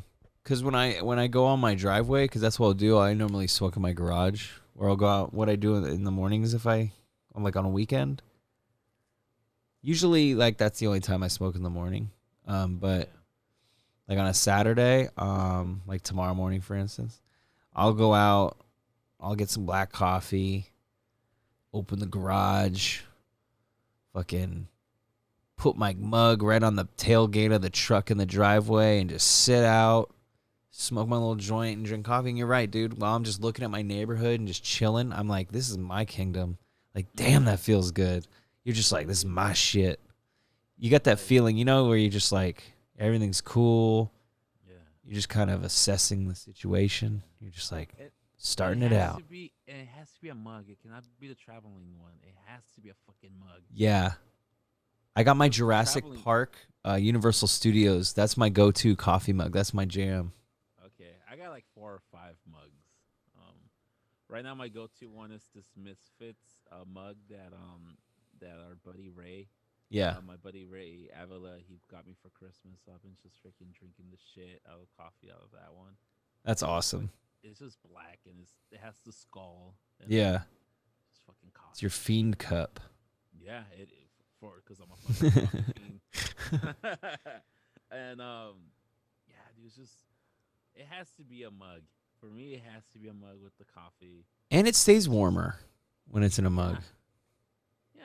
No, it's got to be in a mug. I hate. I I just don't don't like the like. traveling ones. I'll do the paper cups if I'm in an office situation, But Yeah, it's if I'm fine. at home, dude, I ain't third world living it, dude. We living it big, dude. We got that Yeah, ceramic mug. and you know what, dude? In a way, it's also like you have it forces you to drink your coffee right there and then, Because if you wait a little bit too long, then it's gonna get cold. And fucking cold coffee is just Yeah, once it gets cold, you gotta drop some ice cubes in it and resurrect it because yeah, don't heat it up. yeah. Iced coffee and cold coffee are two completely different coffees. True, because it can get stale. Yes. Yeah, Oh God. flat. Oh, Yeah. Oh. and it's weird because people like flat. I mean, coffee people know, but like you think flat, like this ain't no soda. No, Yeah. it gets Yeah. flat. It gets like it tastes like it's old. It's funny because you said flat, and we both had the same reaction. Like, oh. Yeah, it's like we know. Like 7-Eleven. 4-hour old coffee that's cold. It's not gonna Yeah. taste good. Oh, ugh. And then it separates too. So I use a French press, and I'm like a fucking hipster. I ground my own shit, whatever. So Sue me. So what? yeah, whatever. Hate me now, love me tomorrow. And so I do that, but then I notice too when you use the French press because you grind it, or even if you use grounds and you use the French press, after a few hours it separates, and you'll get that like sediment on the bottom. Yeah. Where it's just straight up like ground residue. Yeah. That's not sexy. It's not sexy when it's cold. No. When it's hot and I slam it, I get that crude oil. I'm okay with it. But like, I don't want that old shit, bro. I don't want that Arco oil. I want that Exxon Valdez, freaking Chevron. See, I was French press for several years. Yeah. Right? For 2 years, and I gave it up because I could never get the ratio down. Oh, I don't even measure. Like I could never figure out like it was either too weak or too strong. When it's nothing's too strong is forgivable. Too weak is so bad. Yeah, Because it's like water. It's like light brown water. with like a hint of like. Then you know what I feel like when you drink that, because I've done that. Like I think my first cup was way too light. It was like I felt like I was just drinking like someone took like the coffee pot and just soaked it before it was gonna get cleaned. I'm like, this isn't what coffee should taste like. It's like dishwater. Yeah. I'm like, this is probably what poor people like. This is what Charlie in the chocolate. This is what their family would drink in the morning. Just boil like the dishwater with some coffee in it. Yeah. No, God. But it's like it's like I can get a second job. We don't need to drink this. We're not that hurt. No, but like I tried for several years, I just couldn't get it, and then I went with the traditional with the drip one, and that was pretty good. Oh yeah. And see, I don't do it. I don't do it because it's like the pure way. I think I originally started doing it because I wanted to know how to do it. Yeah. And it's cool to know how to do it because then it is a very primitive, easy way. Yeah. It takes a little more time. I think if you're on the go, the drip is the way to go because, I mean, putting a filter and some grounds in, bam, bam, bam. Done. You can get some shit ready while it's pouring it out. I mean, yeah. I mean, convenience, I totally get it. I still am not sold on the Keurigs. Yeah. I feel like you kind of get gypped. And that's the one I use right now. Oh, the Keurig? Yeah, that's what I like them. I like the way they taste. The only thing I worry about is just the cost because I feel like those little K-cups, yeah, you know, they add up compared to just buying like wholesale grounds or something. Yeah, so what we do is we go over to Costco and we get like 120. Is it like a variety pack too kind of thing? They have one like that, but they also have like a regular one. Right now, Yeah. we've been rocking the donut. Oh, Dunkin' or just the donut? It's like a donut one. That's cool. Like 100 for like $40 or something. Yeah, it is a little bit more expensive, but for me, like I don't know, it does the job. But yeah, definitely like the other cool thing also is now they sell like reusable cups. Oh yeah, like the cups. Yeah, so you can just put your own like beans and stuff that you and I sometimes I have a couple, so like when I go to like Portland or I go somewhere cool, like I'll get myself like a cup of Stumptown. Yeah, I get that or I forgot which is the other local one that I get from over there, but I get whatever coffee and then like grind it. I have a grinder and put in my little. It's a longer process, but yeah, it's got a fresher. It's definitely got a fresher flavor. Absolutely. Yeah. Absolutely. But dude, look, I'm all about function and convenience over fashion. Yeah. So I totally get the drip in the Keurig. Yeah. For Because some that's the reason, thing, you can't replace like convenience and time, and Keurig's definitely like saving you time. yeah. Like you can get so much shit done, and better than the drip because you don't need filters. The only thing you gotta do is probably I don't know. It probably steam cleans itself. I think, right? It it kind of like steams the water and it steam cleans itself, but every now and then you do have to Just like like wipe it down and clean the. wipe the inside, and then like it tells you like okay, you need to like clean it the inside, and you just they sell like a resolution or Oh like a yeah, like a solution. solution. Yeah, you put it and you run it a couple of times, and it pretty much like cleaning out itself. It's Right. only like once a year, Yeah, that so makes sense. But it's no, it's like it's that's. yeah. I mean, dude. I mean, especially for you, because it's like you're ready to go. I mean, it's quick. It's super. Because that's the thing of the French press.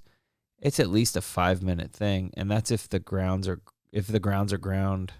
Because sometimes I'm Yeah. feeling fancy. I'll pull my beans out of the freezer. I'll throw them in the little grinder real quick because I got an electric one. Mm-hmm. I got on Amazon. I just push down a little bit, pour it in the French press, and then, dude, it's even cooler because I don't have to boil hot water because we got a water machine with we get the gallon, we get the big old water bottles. Yeah, yeah, the 5 gallon ones. Yeah, the big ass 5 gallon ones, and then it's got a hot water thing on it, Oh, which we originally got for the baby because then we didn't have to heat up the milk as much because we just get the yeah, hot water, you put the bottle in. But it's so great because whenever we want tea, whenever we want coffee, I just take the French press with the grounds in there, and that's what saves me time. And yeah, I use that hot ass water, let that sit for like a couple minutes with the thing on it, pour it in the thing, I'm ready to go.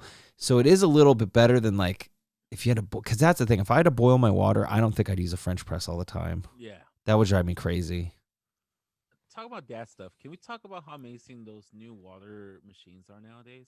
Like the one that you, because I think I have the same one. Over the summer, I bought one for my parents, Yeah, and it's not the top loading one. It's like the one that you open on like the bottom. a door. Yeah, That's the how mine. bottom. That's how ours is too. The like Yeah, the bottle doesn't sit. I hate the top loading ones. They're a mess. I fucking used to hate them too. But yeah, like got it like at Lowe's for like $200. We might have the same freaking model for all I fucking know.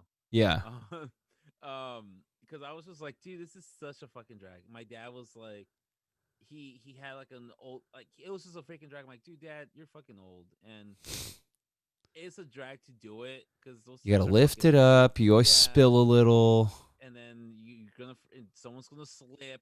So this way, you just fucking take out the tube. You Yeah, put and the it's got the one, long straw in it. yeah, Yeah, and you exactly. We push got it. probably the Yeah, same one. and then yeah, you press the little red button, and then you hold it, and yeah, for fucking tea at night. Ooh, Oh, dude, you know. effortlessly. Oh, and I'm trying to get my because my dad is all about the instant coffee. He loves instant coffee. That's like his Hmm. thing. And I'm like, Dad, like don't boil the water. Just like here, use this thing. And he goes, oh, well, my dad's fucking old school. He's Yeah, like, oh, I don't even know as if it's that freaking hot, or oh, what better than like good old style yeah. boiled water? It's And like, I'm like, yeah, Dad, but then what are you gonna wait 10 minutes to drink it? yeah, So you exactly. don't I'm like, fucking burn your fucking esophagus. well, I think my dad likes it fucking like my grandma, dude. My grandma, God bless her soul. She, this lady, this fucking Mexican ass lady, will like as soon as the shit was like howling, She's like, all right. she'll let it like howl for like a good minute because she wanted it to be really fucking howling, like making sure.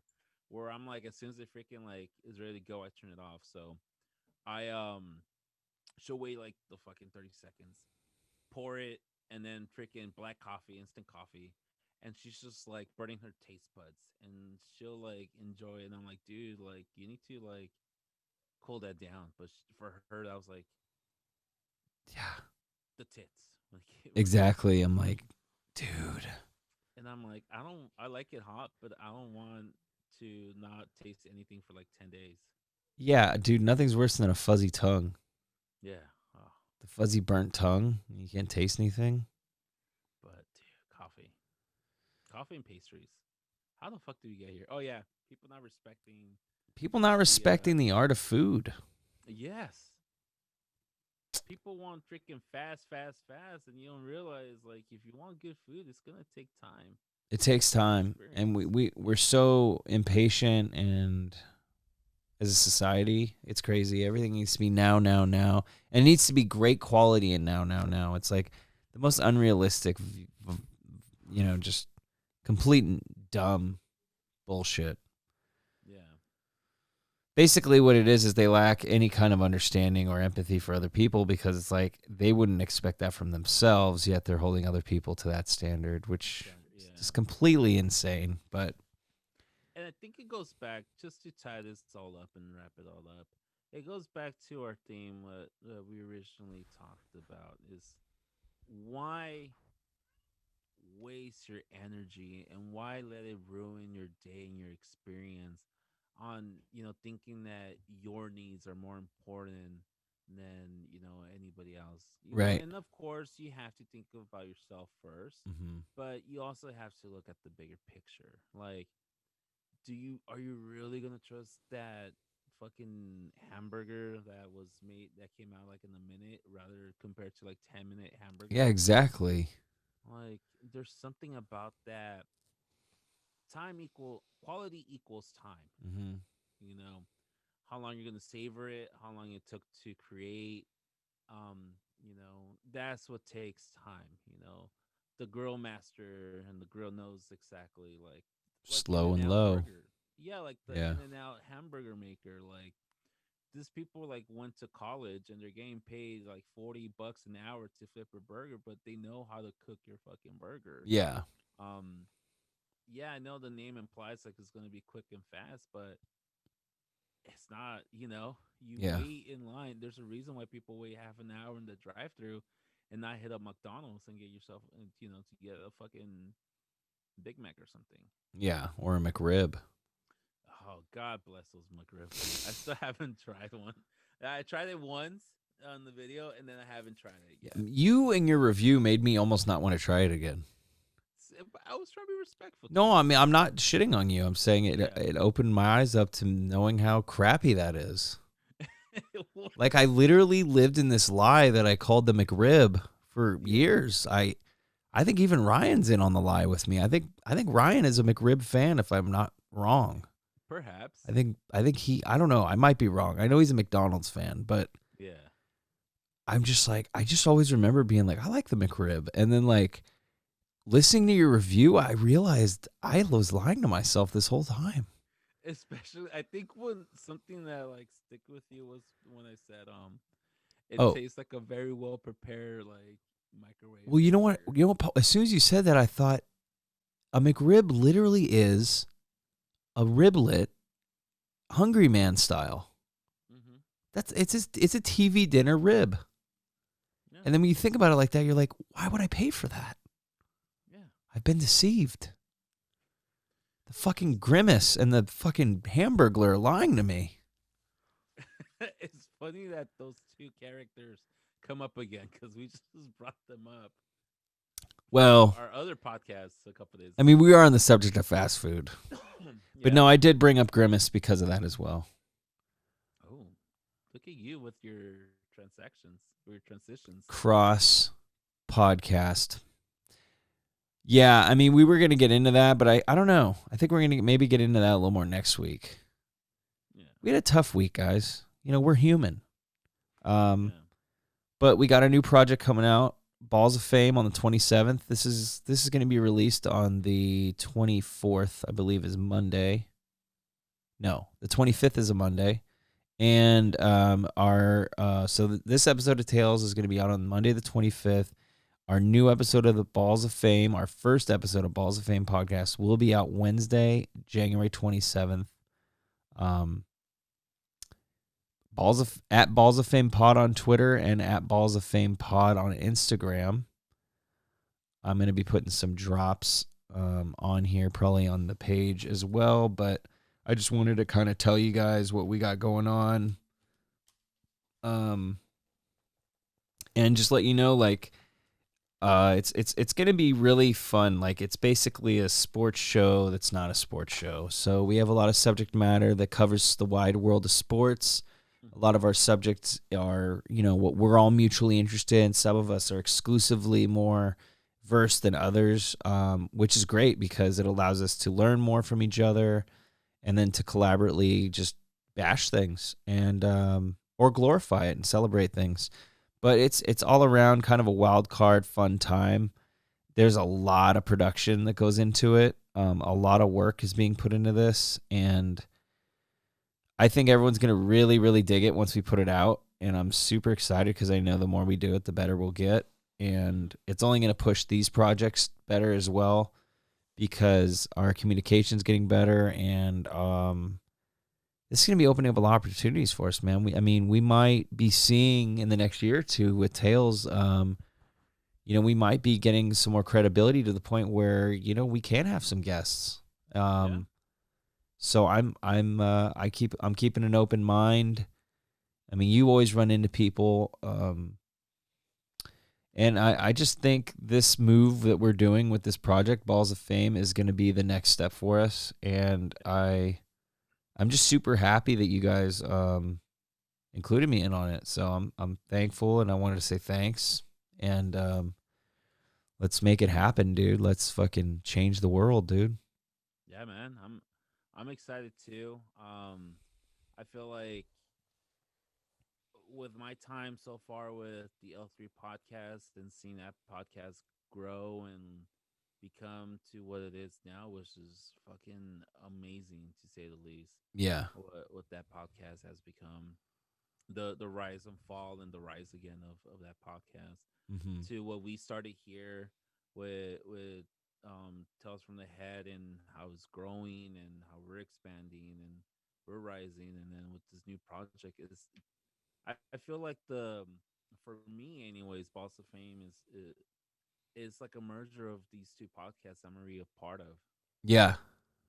Where one we focus on one sport specifically on soccer, and then here we kind of BS, but we kind of talk about our mental wellness and what we're doing in order to stay mentally sane. Right. We kind of taking the BS portion from this when we're taking the sports portion, we're kind of like merging into one, and it feels natural for some reason.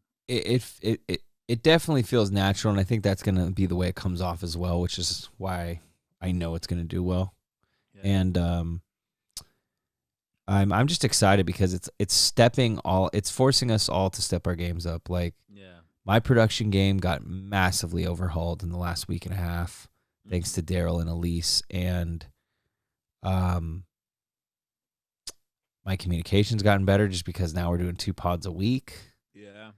And it's just we're all similar, but we're all very different, which is also refreshing when we're all coming together with doing these segments and paneling or even doing our production meetings, which is sometimes I have a lot of fun in those too.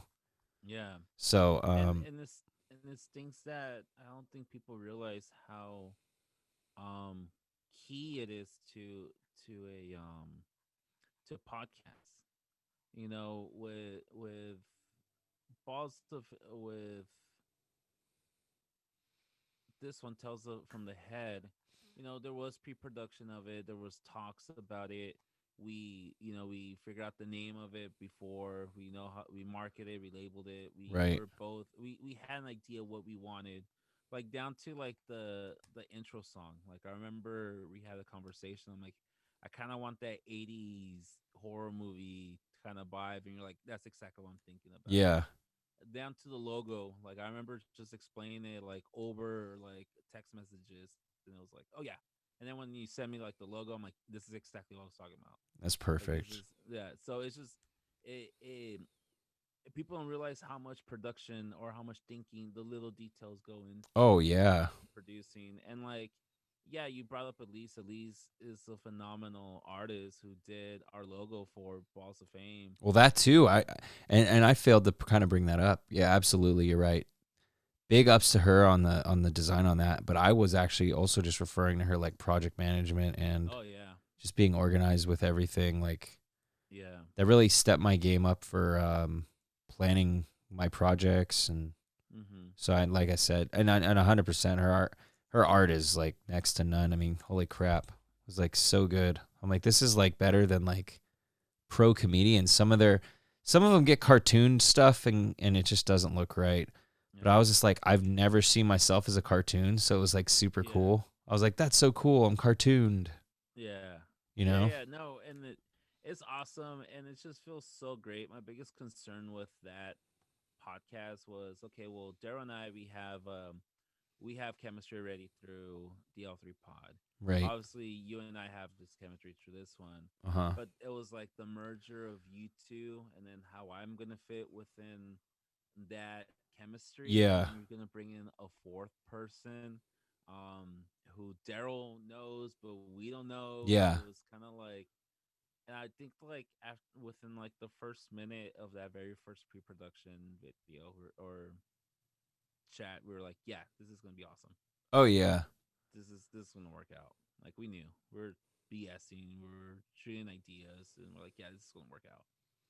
Yeah, and you know, we all can kind of vibe, and like the vibe Mm-hmm. wasn't bad and the vibe wasn't off, so it was super Yeah, cool and I'm just happy like persistence, man. You know, persistence is key, consistency is key, hustling, hard work. It's all very it sounds so cliche and it's really until you figure it out for yourself, it makes yeah, the most sense. Like someone could tell you over and over again those things that I just said, and it's gonna mean almost next to nothing. mm-hmm. Because if you don't see the light at the end of that tunnel, and like if you don't see remotely what I'm talking about, you're just gonna be like, yeah, whatever. Easier said than done for you. Yeah, You know, I don't know how many success stories people need to hear about, but it seems like there's a lot of like doubt. You know, and you're like, yeah, whatever, it worked for you, but it's not gonna work for me. Let me tell you something. It's completely and utterly nonsense. 100%. If you put forth effort and you consistently put forth effort, not only are you going to improve, other people are going to see you improve, but you're developing a routine. And the mm-hmm. main thing about a routine is once you get the routine done, the rest is simple. Like, I mean, that's the main thing with exercise. Is once you get a routine with exercise, that's easy.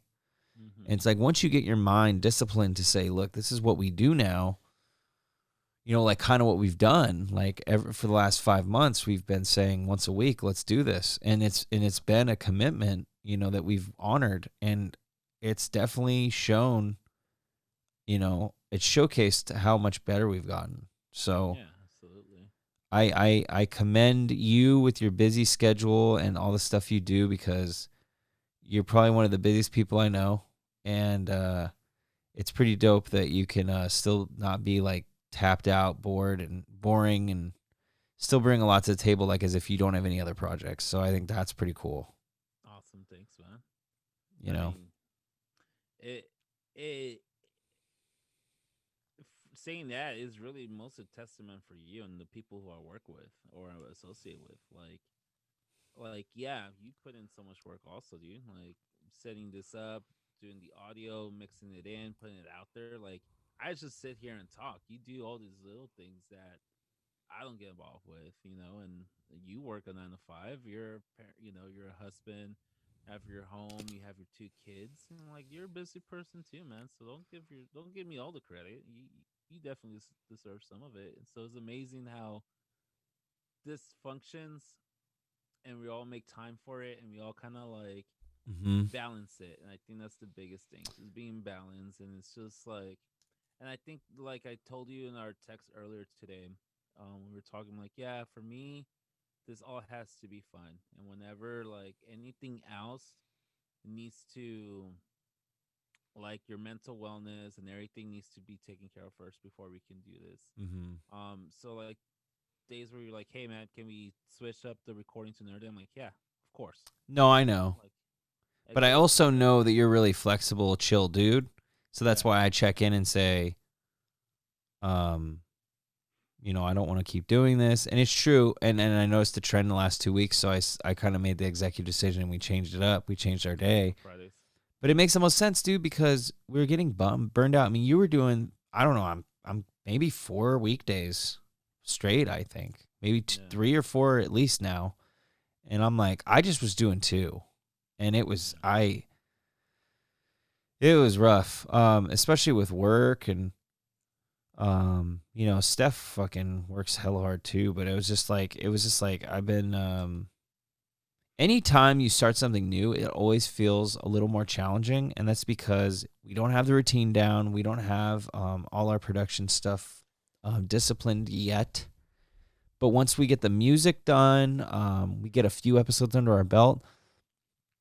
It's just going to be like this. Like, we're going to have a Yeah. day for that. We're going to have a day for that. And we're getting used to it. Because, if anything I've learned over the last like 10 years is no matter how hard something is, if you keep doing it, eventually it's going to get easier. So, Yeah. we're going to get better at things and it's going to get a little easier. And when it gets a little easier, we're probably going to end up doing more. So it probably won't feel easier, Yeah. but we're getting better. So, Hmm. and taking on more things, and that's all going to make us look better. And I'm super excited. I really I'm think this is excited going to too, open man. up a lot of doors for us. And I haven't had a feeling like this in a very long time. Like I've constantly feel like moments are passing me by or opportunities left, and I'm just kind of floating. Even if I'm not like in a dark place, I just still kind of feel like that because I'm just like career wise, I'm like not where I want to be. Hmm. And then like it's so fun and cool that like this project that we just started this year, like last year, like less than 6 months ago, is slowly kind of turning into something that's going to could potentially groom us into changing our careers. I mean, I don't know. Yeah. I mean, not maybe not for you because teaching is always going to be part of you, but that's my game plan. Like, I would love to Absolutely. just be able to focus on what I love to do. You know. And and what's crazy is that you have the same mindset as Daryl, other co-host with Hmm. Balls of Fame. He like yeah, he has his 9 to 5, but he's like, I can make this into a career. We have the potential, we have the chemistry to do this as a career. Yeah, And same thing, like I tell like yeah, I love teaching, I love doing that, but like I've told this to my manager, I'm like, dude, if like ESPN comes up tomorrow and be like, hey, we want to pick up the L3 and L3 podcast to be a part of like ESPN, we're gonna pay you, X amount. We'll match your current salary plus 10%. Like bro. You know damn well. This is no disrespect to your current salary. yeah, You know damn well it's gonna be more than that. But it's I know just what a you mean. It's an ballpark. Yeah, yeah, example. I know. I know. yeah. It's just a ballpark. Don't I'm no just need to like be humble though. You need to fucking that paycheck's gonna be fat if I'm looking at six digits, I'm like, after I the love you kids. before the decimal. Yeah. Yes. Fucking Um. negative. um. 1 point. There's a bunch of zeros. One. No. I'll leave school. I'm like, hey, I love you kids, but I'm gonna do this now. Like, Fuck cause yeah, dude. Cause that's the American dream, dude. Like, and that whole thing of like, you can always like, if it doesn't work, you can always come back. If it doesn't work, I yeah, can always go back. But when opportunity knocks, dude, it don't come knocking again, dude. no, So it's like you gotta hit that shit when it's ready. yeah, So that's what I mean. Your attitude, I think we all have the same attitude, and that's even better because when shit goes down, we're universally pretty much ready to say, let's do it. yeah. But that's the thing too. I'm like super stoked for you guys with the L3. You guys have been getting a lot of press and a lot of buzz, and Which is crazy for me, man. It's crazy. it's You good know, though. It's yeah. super awesome. Like, I feel like it's like overdue. We're a fucking meme. I'm not sure if I told you this, Coop. But I gotta share you. I gotta share with you. They turned us to a meme on TikTok because Wait, the L3? yeah, the L3. Nice. We on the last episode we started talking smack about the refs, and it turned to a shouting fest between me, Daryl, and our other co-host Anthony. Yeah. Just screaming, "Well, man, fuck you!" We're shouting, and this person from the on the soccer community who apparently listens to our podcast stole the audio and like made a meme out of it, made like a quick like Oh, 30 that's second cool. so when I saw it post up on Twitter, I'm like, that's fucking funny. And then like seeing getting that recognition, that acknowledgement, I'm like, dude, I don't care if I'm a meme right now that they're I think like the joke is like, oh, when your tios are about to fight over who gets like what piece of land. So, I'm like, I don't care. I'll share it with you. It's like a quick 30-second clip, but it's just like us shouting and just getting that recognition and getting that like momentum and opening these opportunities to other people. Like, Hmm. I'm so stoked to be working with Wahab. Like, Yeah. um, that dude brings in a completely different dynamic, and he's freaking hilarious. Yeah. Like, dude, this guy's a fucking Hollywood writer, and I know it's pretty he's crazy that we he's get to like talking with hang us. out. Yeah, and like he's hanging out with us. Like, that's huge. It's pretty On the dope. flip side, he might be thinking, shit, like Danny Cooper, they're like professional podcasters, like, and they're hanging out with us. I mean, yeah, he's a pretty humble dude, you know. He definitely doesn't come off as cocky, which is cool. Yeah, Cuz I don't think any of us do. I mean, we're all confident, but we're not like dickhead arrogance. yeah, yeah. And we all seem to For think differently. Like we all have a lot in common. We all think different, and then some things are very different about us, which is perfect. Cuz you need contrast. Like I don't want yeah, I don't need all that. yeah, And besides, there's two metalheads in that group. That's plenty. yeah. That's one too many. So we'll, exactly. So I take what you said as a threat, and we'll settle this next week. Highlander. Well, There could only be there can only be one. one exactly. Fuck yeah, dude. I also love that Sean Connery played like a Spanish. I love that. That's a good movie. I know it's corny, but I still like Highlander. And Queen did the score. Yeah. You don't really like Highlander, huh? No, I'm not gonna lie. I've never seen it. Oh, okay. Well, there you I go. know it's been like a butt of a lot of jokes, like especially with freaking Talladega Nights and shit. But Yeah, but bro, Talladega Nights is a fucking joke too. Like, yeah, I mean, it's about a fictional NASCAR dude.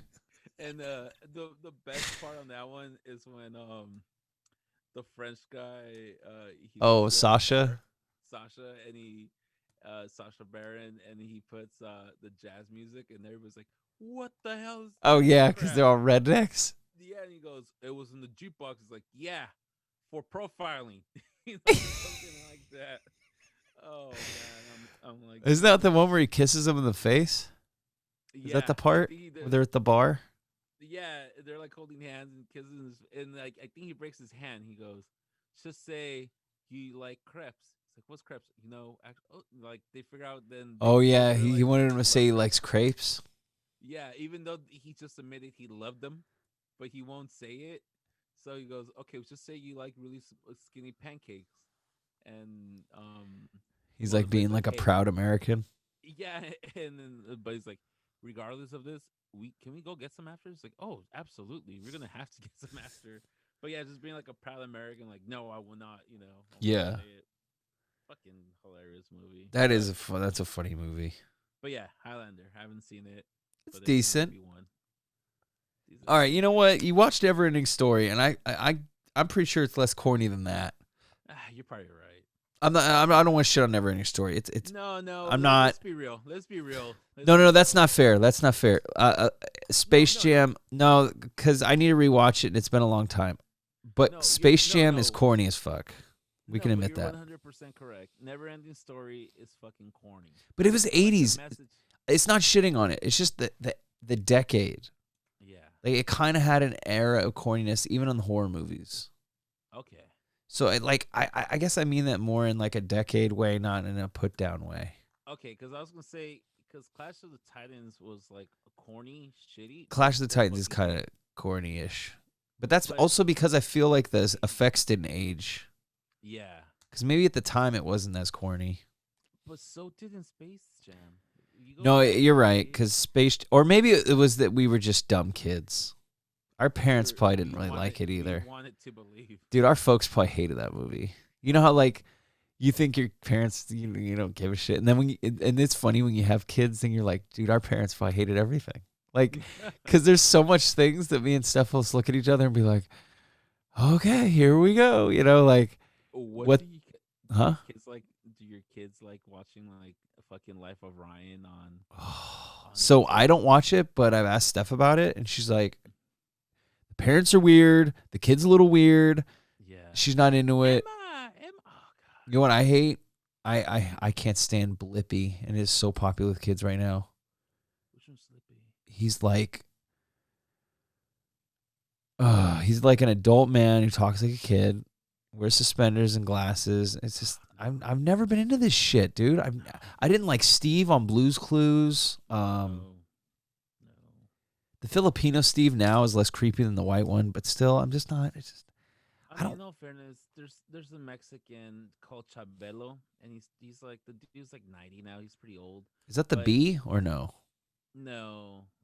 But this guy was like same thing. Like he talked like a kid, and like he was like but Oh, he see the had like one a with the weird like striped shirt?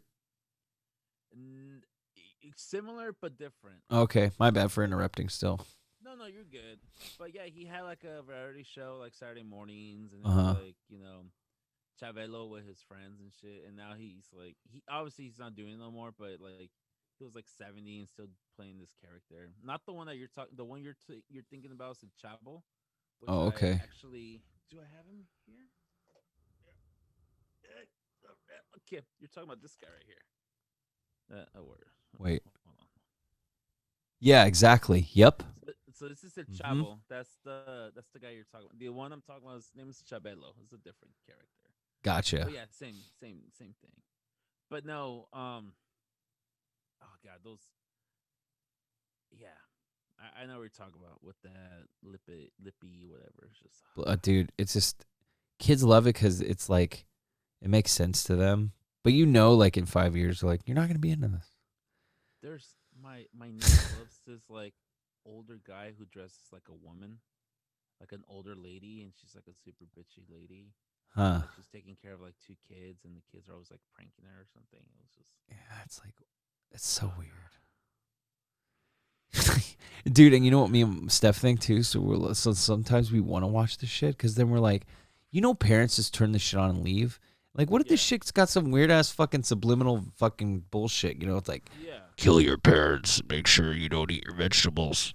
Oh, hey kids, and then, it's like, it's like, dude, no, like I don't trust anything anymore, dude. I believe, you just gotta be like, but then it's funny, like I care that Blippi's fucking causing damage, but then I'm playing Juicy J and Mastodon twerking videos with my son, Yeah. so I don't know. But that's different though, because at least they're not fronting. They're not fronting. That's true. They're definitely not. They're backing, especially on those Yeah. twerk videos. That's all ass. They're not fronting the realness. They're being real with the real. They're being real with the real. I mean, I'm talking about the Mother Load. I think you know what song, that Oh, music dude. video I'm talking about. This time. Oh, dude, it's such a catchy hook. I love the drummer's singing voice. I know, and it's amazing that he's fucking drumming and playing, freaking singing and drumming at the You know same a time. random other cool fact about Bran? I think that's Bran Daler is his name. He Yeah. his drum set is Randy. The Randy Rhoads polka dot V. Yeah. So his heads used to be the polka dots. Like he did his drum set like Randy Rhoads. I'm Oh, like, dude, that's that's so really dope. cool. Like, Yeah. fucking dope. Dude, that's hella dope, dude. Yeah, little silly cool shit. Yeah, this is a little nerd fun facts that no one really cares, but we're all like, huh? I know I'm like a Mastodon fanboy too, because I remember that ride along show with Norman Reedus or whatever that was on AMC. Yeah. Like there was an episode with Brent Hines on it, and they rode motorcycles, and I was like, Mm-hmm. dude, that's so cool. Like, oh my god, I needed that. I needed to see that. And then before we go, there's another thing that I was kind of digging during this quarantine, where these the what are they called? The late night specials. Have you seen that guy? He's basically wearing the corpse paint, and then he gets a bunch of band members from Yeah, other like groups to 2 play minutes to songs with him. cover or something like that. What's it called? Like 2 minutes till covers or Yeah, something. 2 minutes to Or midnight. There we go. It's the yeah, Iron Maiden. It's the yeah, Iron Maiden song. Yeah, 2 minutes to midnight, and it's this one dude, and then he always gets like famous people. I kind of like that series because sometimes you'll see all these Oh. people you like coming together, and Okay, so we're talking about Mastodon. What's the guitar player's name on the guy who with the like the face face tattoo? tattoos. That's Brent Hines. Okay, so Brent Hines is in it. Claudio from Coheed and Claudia, Cambria is yes. in it. Hmm. They have like like all these badass artists, and Oh, are they're you talking? Was covering. that the Aussie cover? No, I think they cover Rush. They cover Oh, Rush that's right. because Claudio already has like that high pitched kind of voice. Kind of like Getty. Yeah, it Yeah, fits. from Claudio from Coheed and Cambria, and it's just like that cover's just so badass. But I also seen them cover like Jamie Jasta from Uh Hatebreed and huh. like Frank Aero from like My Chemical Romance, Yeah. and they're covering like Max Weinberg's in it too, and they're covering like the Misfits or something, and I'm like, this is fucking badass. Oh yeah, dude. And you know Jay Weinberg's in Slipknot, right? Yeah, That's so cool. such, You got your dad's a Bruce Springsteen and no was biggie. Conan's original drummer, Yeah, and then no you're biggie, fucking you took Joey Jordison's job. no biggie. That's so But cool. last thing about Jay Weinberg, Uh huh. if you go back and look at the Slipknot like DVDs, I Uh huh. think for it's called like Disaster Piece or something Yeah, from disaster pieces. Yeah. yeah the first one. Mm-hmm. So there's a scene where like Max Weinberg is talking to Mick or somebody from Slipknot, Yeah. and there's like a little kid dressed like Corey. That's fucking Jay Weinberg. Dude. So he was like a super fan that got. So that's like some rock star shit. Yeah, I mean, okay, it isn't in the sense that his dad is Max Weinberg, yeah. but it's not like the band Slipknot's going to be like, oh, Max Weinberg's son, you're just going to be in our band. Like, you still had to No, try out. yeah, and his story is freaking amazing because I saw it, and he's like, yeah, Slipknot was on Conan. They gave them copies. Max Weinberg gets a copy and he gives it to Jay. He's like, dude, you gotta listen to this. You're gonna love it.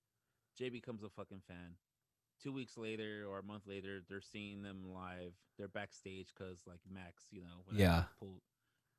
Fucking they got so fuck you money, dude, for sure. yeah. But I mean, same things like, oh yeah, I was on. You guys put us on TV. I'm gonna put Hmm. you over here. So there's little Jay like 10, 11 with full on I gotta watch that. Corey fucking outfit. Uh huh. And then he said like he got kicked out from whatever band he was in. I think it was like I forgot what band he was in. It was like one of those punk bands. Hmm. Shit, I can't remember it. I'm gonna remember it later, anyways. But whatever, he gets a call from his manager. He goes, "Hey, so he's like in Nashville or something. Manager's like, "Hey, when can you come to LA? Like, can you come in LA like in 2 days?" He's like, "It's like, well, what for?" He's like, "Well, there's an opportunity that came up, and I think you will be interested." So he's like, "Well, okay, whatever." He goes to some studio. He has no idea, and then like there's a drum set, and they're like, "Oh, by the way, you're about to try out for Slipknot, and here comes like Clown, and here comes all these people from Slipknot." Yeah. And he's just he did not know he was trying out for Slipknot. He did not know anything. He basically just started jamming those songs. Like I think I forgot what songs he was playing it, but he basically played them through memory because he used to fucking like That's so cool, cover though. him. And he's like, yeah, he's like, I was so nervous because basically I'm just remembering the songs by muscle memory. And it was just like they saw that I was a fan, they saw I was a real deal, and that was a real, a good drummer. And it's like after a week, they're like, yeah, so do you want the gig? And he's like, dude, he's all, I'm the drummer for Slipknot, and he's like, I need to pinch myself whenever I say that because I can't believe I'm saying like my dream. Seriously, though, that's what I mean, dude. And look, like, he didn't know that was going to happen, even if his dad is Max Weinberg. So I think Yeah, we need to take some of that, and use it for us, man. Let's absolutely, keep man. pushing. Our dream job is coming up. And You big know, opportunities are coming up, and we just gotta be ready. seize carpe those DMs, dude. You know what I mean? Seize the day. Oh, Captain, my Captain, also. Exactly. Dead Poet Society. Great Great movie. movie. Great movie. R.I.P. Robin Williams. Always. And on that note, guys, I think we're gonna polish this off with a nice little ta-ta for now. And we'll see you next week. You know, hang in there. We got a new president. Things are going to be different. Hopefully, we can get this COVID shit under control so we can start talking about concerts we're about to go to again. That would be awesome. Hell yeah. And then also, COVID getting under control will help us get an in-person podcast. And I'm looking forward to what this is going to grow into and get past all this bullshit. So I'm super excited, man. And I know with our hard work and our dedication and our expertise and artisticness, we can definitely make this a fun thing. So I'm excited for it, man. Let's do it. yeah, me too, buddy. Thanks for showing up, and we'll be back next week, guys. So thanks for everything, and keep listening. Remember, got any questions, or you just want to say, hey, tfthpod@gmail.com. And, if you got any 1-star reviews for this episode, go fuck yourself. No, write them to us as well, and then we can read them. So that would be fun. Hate mail is still mail. And we'll take it. We'll take it. Yep. All right, guys. Have a good one. Later.